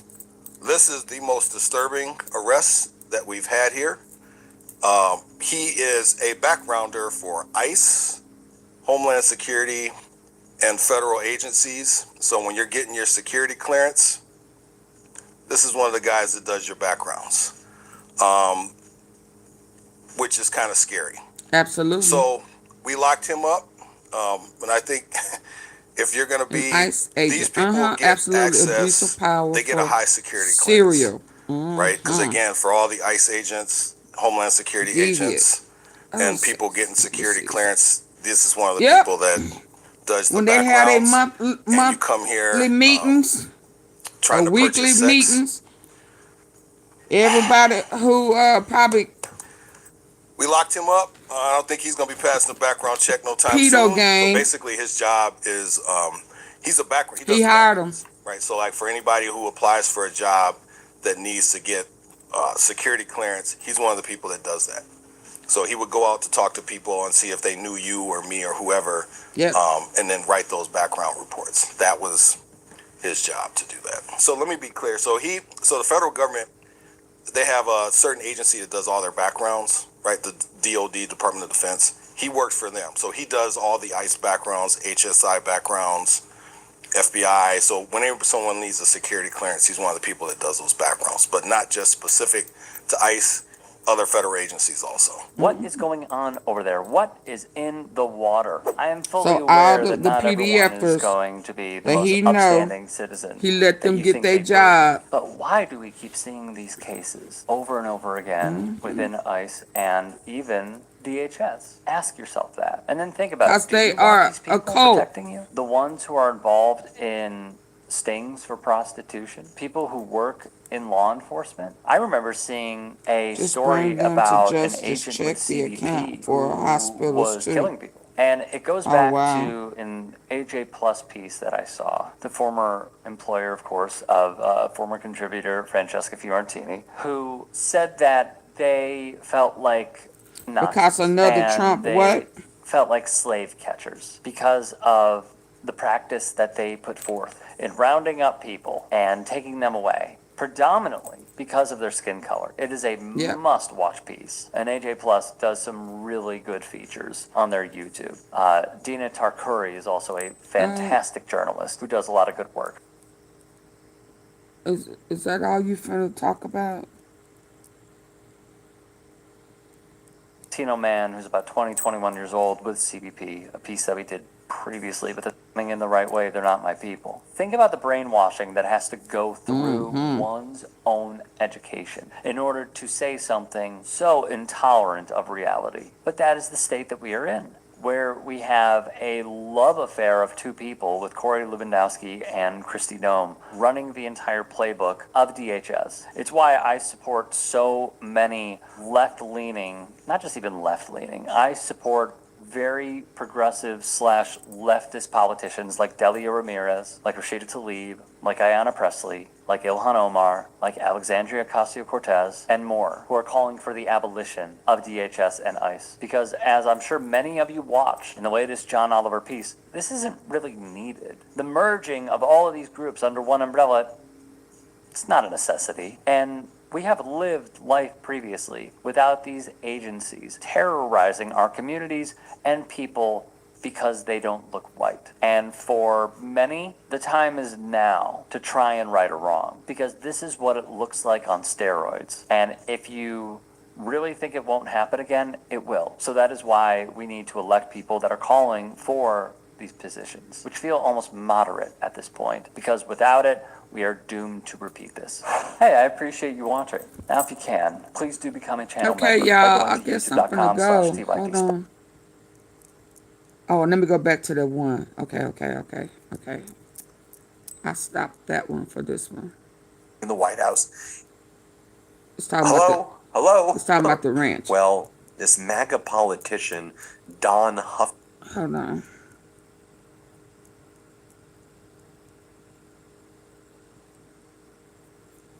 Talking about that Zero Ranch.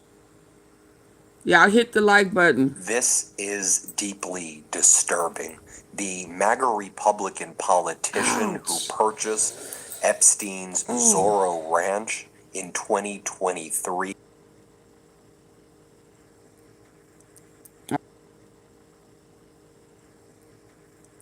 Okay, so y'all ready to hit the like button?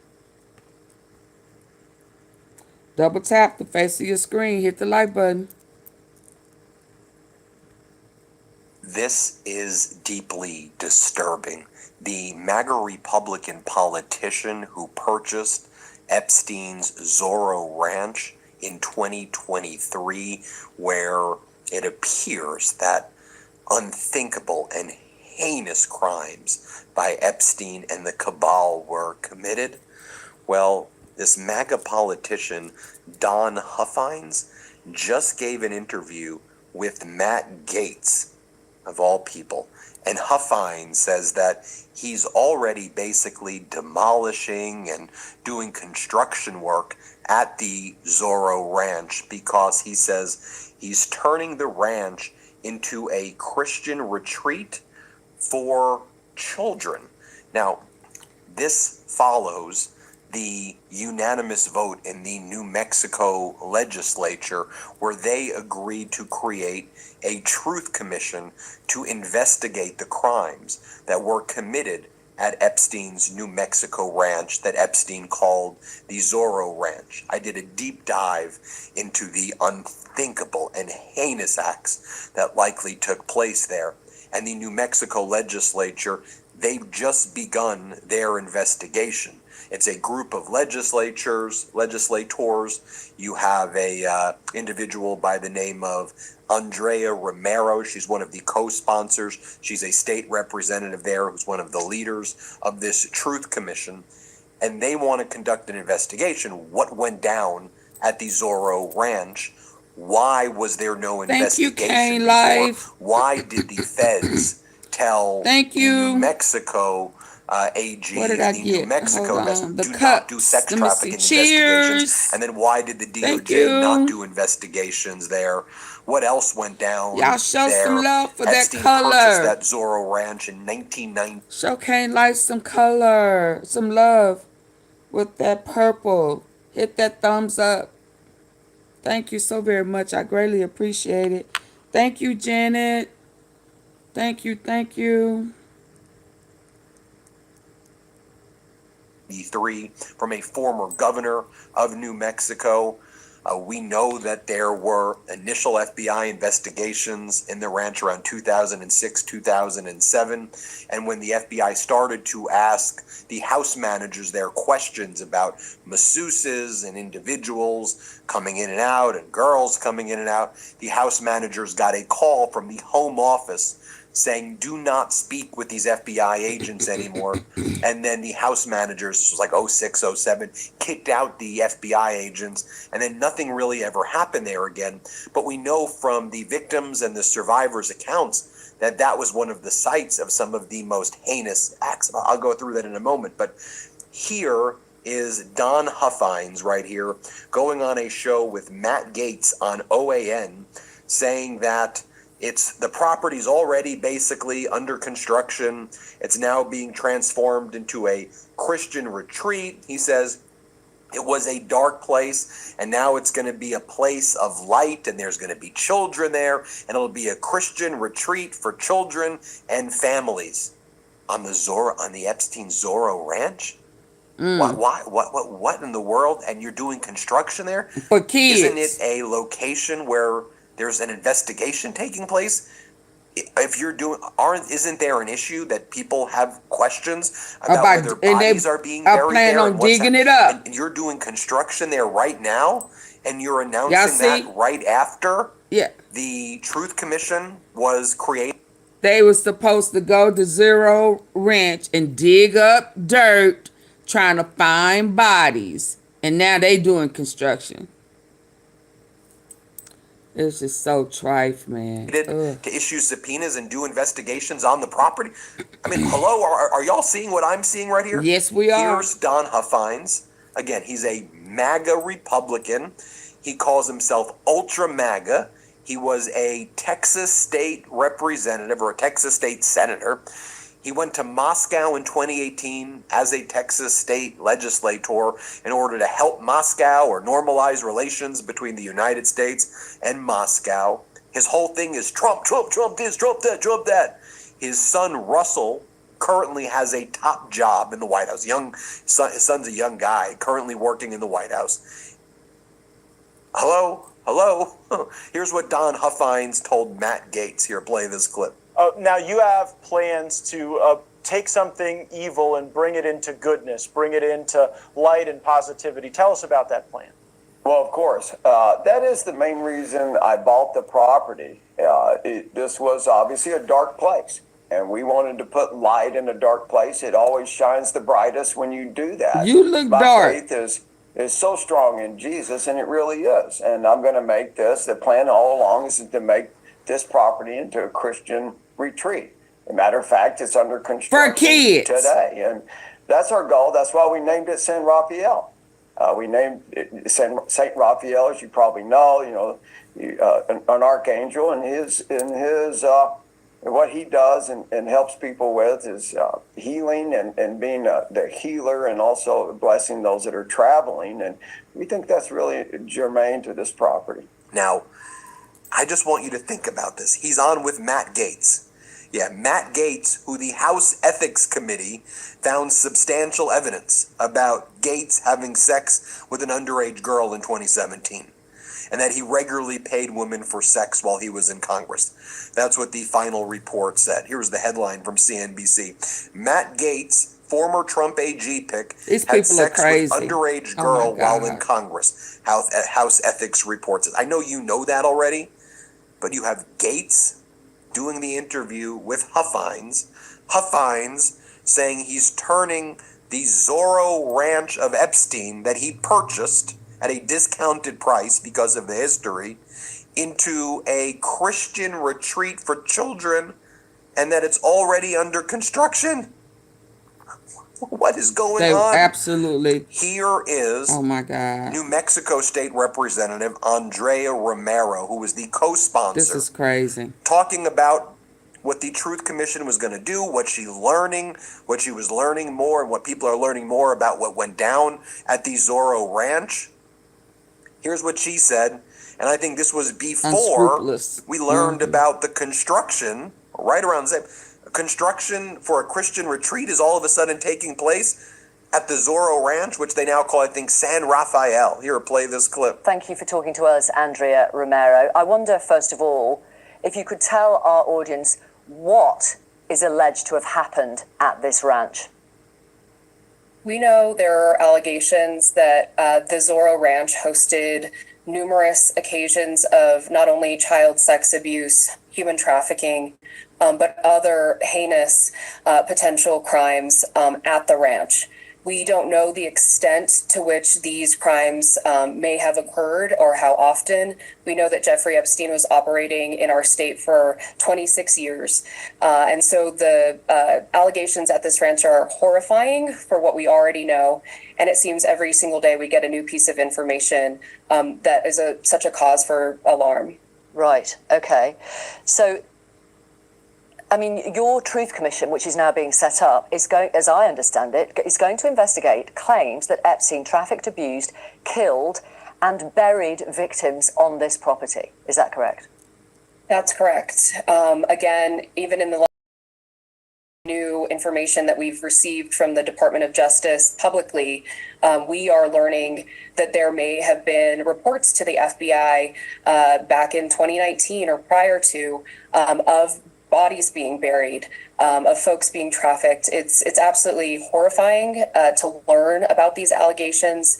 So we're really grateful to have a Truth Commission. Since the statutes of limitations have run on so many of the sex crimes that we know about or have been alleged, we're going to be doing a thorough investigation on everything that we can uncover about what happened at the ranch. Flat out, getting older sucks, but it doesn't have to. Bubs Naturals Collagen Peptides is going to be the key to your health goals in 2026. Collagen peptides come in. Grow healthier, and your skin started with Bubs. I already started. There's no junk. 2024's best cop. Just head to BU scheduled for public after Epstein's death the other day from Don Huffines. Here's how he describes things. In 2023, 4 years after Epstein's death, San Rafael Ranch had been listed on the open market for years and was scheduled for public auction. Let's pause there. Didn't you name it San Rafael Ranch? It was Zorro Ranch, right? It was Epstein's 10,000 acre ranch, 27,000 square feet complex where heinous and unthinkable torture happened. At the time of the sale, it was marketed that proceeds would go to the victims. It has since been confirmed by the estate's attorney that the proceeds from the sale benefited the victims. Or did it go to creditors? But you're invoking the victims? Just stop. I hate when they keep invoking the victims. If you were proud of this purchase, why'd you buy it under an LLC? Why wouldn't you just buy it under Don Huffines and brag about it and put out releases and say that you did it? Why was it done in a way that was kind of very quietly done before? And until you wanted to challenge the property taxes, it really wasn't known who the purchaser was, in my opinion. What the enemy once meant for evil, God can redeem for good. That's why we renamed the property San Rafael, after the saint associated with physical and spiritual healing, and began plans immediately to remake it as a Christian retreat, reclaiming it for Jesus. Even the new entrance will reflect the mission and will read, "Blessed are those who come in the name of the Lord." By 2024, my family's ownership was public and had been posted on social media. Why not in 2023? We have always maintained an open line of communication with local authorities. No law enforcement agency has ever approached me to request access, and I have always said unequivocally that any such request would be met with immediate access and full cooperation. That is what desperate political opponents do. Last-minute lies and dirty tricks. I don't think this is a political thing. I don't think this is a political thing at all. And if you're so willing to cooperate, why are you now doing construction on it? Why are you doing demolition on it? Why are you there doing all? You knew about the investigation, so why are you doing this? I mean, in my opinion, that raises red flags. Although you're free to disagree with me. Here's Don Huffines with Bannon. Here's Don Huffines at Mar-a-Lago with his wife. Here's the Huffines family with Carrie Lakes. You can see it all for yourself. Just to remind you, this was the ranch where Epstein hoped to seed all of the human race with his DNA. It's one of the areas one of the things that it was, one of the ways it was described.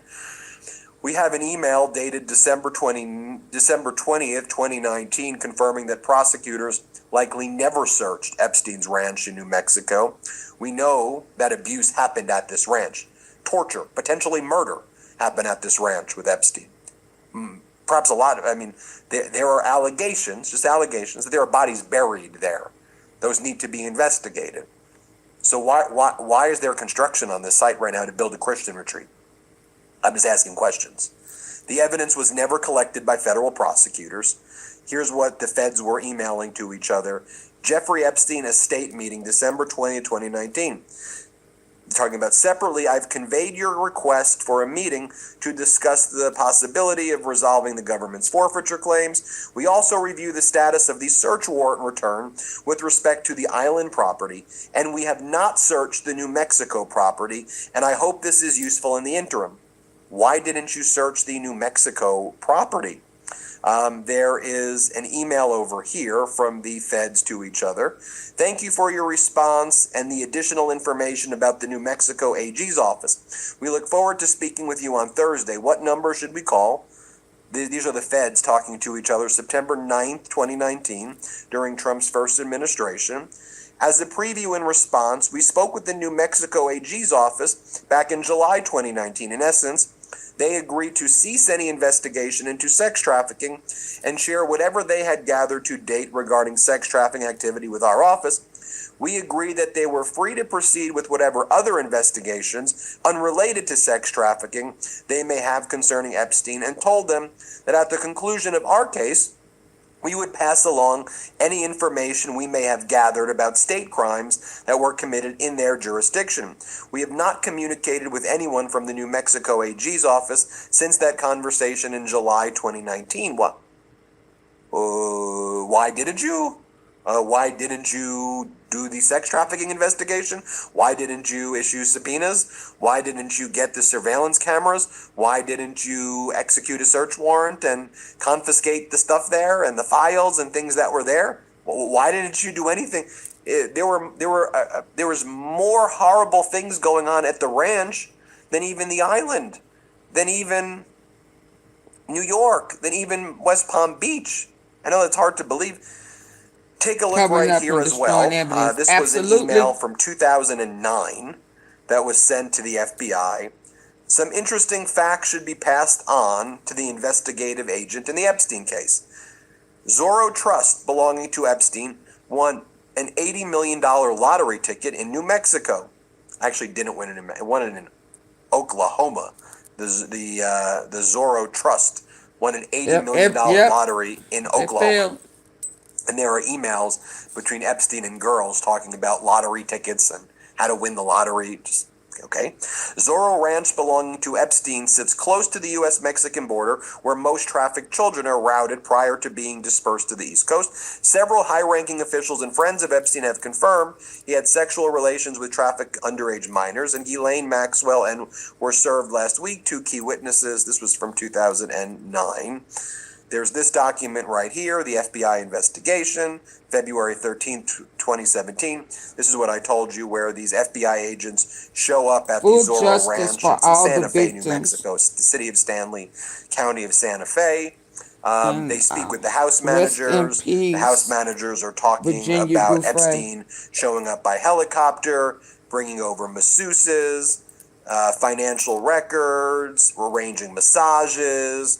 And then it says, upon arriving at their office where they were going to get the records about the massages and give the FBI records of other things and women who were there or girls that were there, the house manager received a phone call from the main office that told them they were no longer allowed to speak with us. The interview was immediately ended. Here's an email, November 21, 2019, in the Epstein files. Edward, this is sensitive, so it will be the first and last time, depending on your discretion. You can choose to take it or trash it, but this comes from a person that has been there and seen it all, a former staffer at Zorro. The material below was taken from Jeffrey Epstein's home as my insurance in case of future litigation against Epstein. Sorry, no questions. What is damning about Jeffrey Epstein is yet to be written. Did you know that somewhere in the hills outside of Zorro, 2 foreign girls were buried on orders of Jeffrey and Madam G? Both died of strangulation during rough fetish sex. Here's the video footage of Epstein. Then it says, link 1, sex with minor, 13 minutes. Video 2, threesome, 27 minutes. Oh my Video God. 3, 12 minutes. Video 19 minutes. Sex video, 7 minutes. Underage girl, 23 minutes. Rape fantasy video, 15 minutes. 7. Girl from Bay Area suicide attempt confession to Madam G. Please arrange for 1 Bitcoin by 6 p.m. Eastern Time today to my Bitcoin wallet address. So there you have it. I mean, certainly it raises a lot of questions with me, and the fact that you have Gates doing that interview. Wow. Anyway, we're so close to 6 million subscribers. Okay, y'all, I'll be back Help us get later. there. I'll be back later. Thanks for that was a bit merch for me right there. Every person in law enforcement that knew about it failed. The parents who sold their kids failed. Does that sound familiar? Oh, I didn't hear that. Oh, I didn't hear that part. Hold on. Let me go back. It was just so disgusting. Oh my God.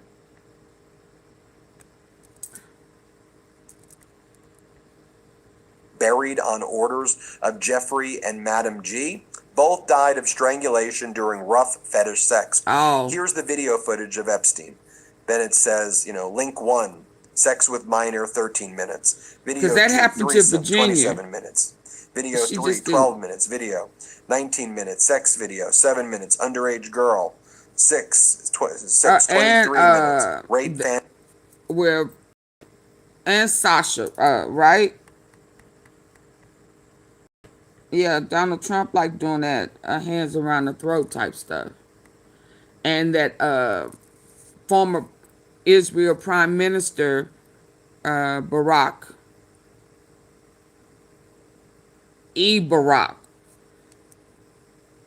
Yeah, he did that to her, Virginia Giuffre.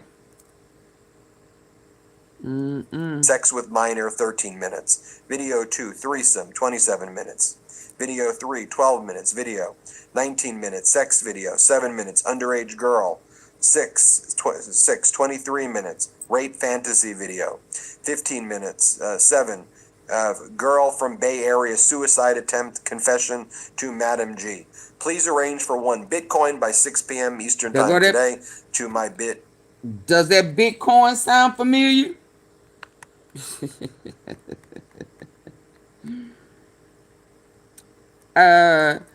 Listen, Donald Trump, let Savannah Guthrie mama go and stop milking her for Bitcoins. You or Epstein, whichever one. Since now we know, thanks to the Epstein files, that he is who created the Bitcoin. Yeah. And he's still working it with an alias name. Yeah.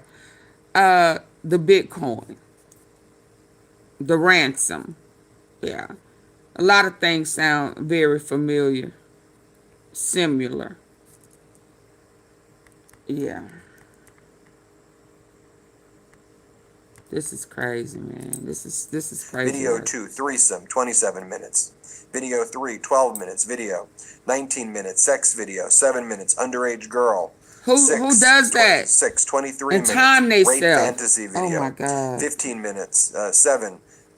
Girl from Bay Area suicide attempt confession to Madam G.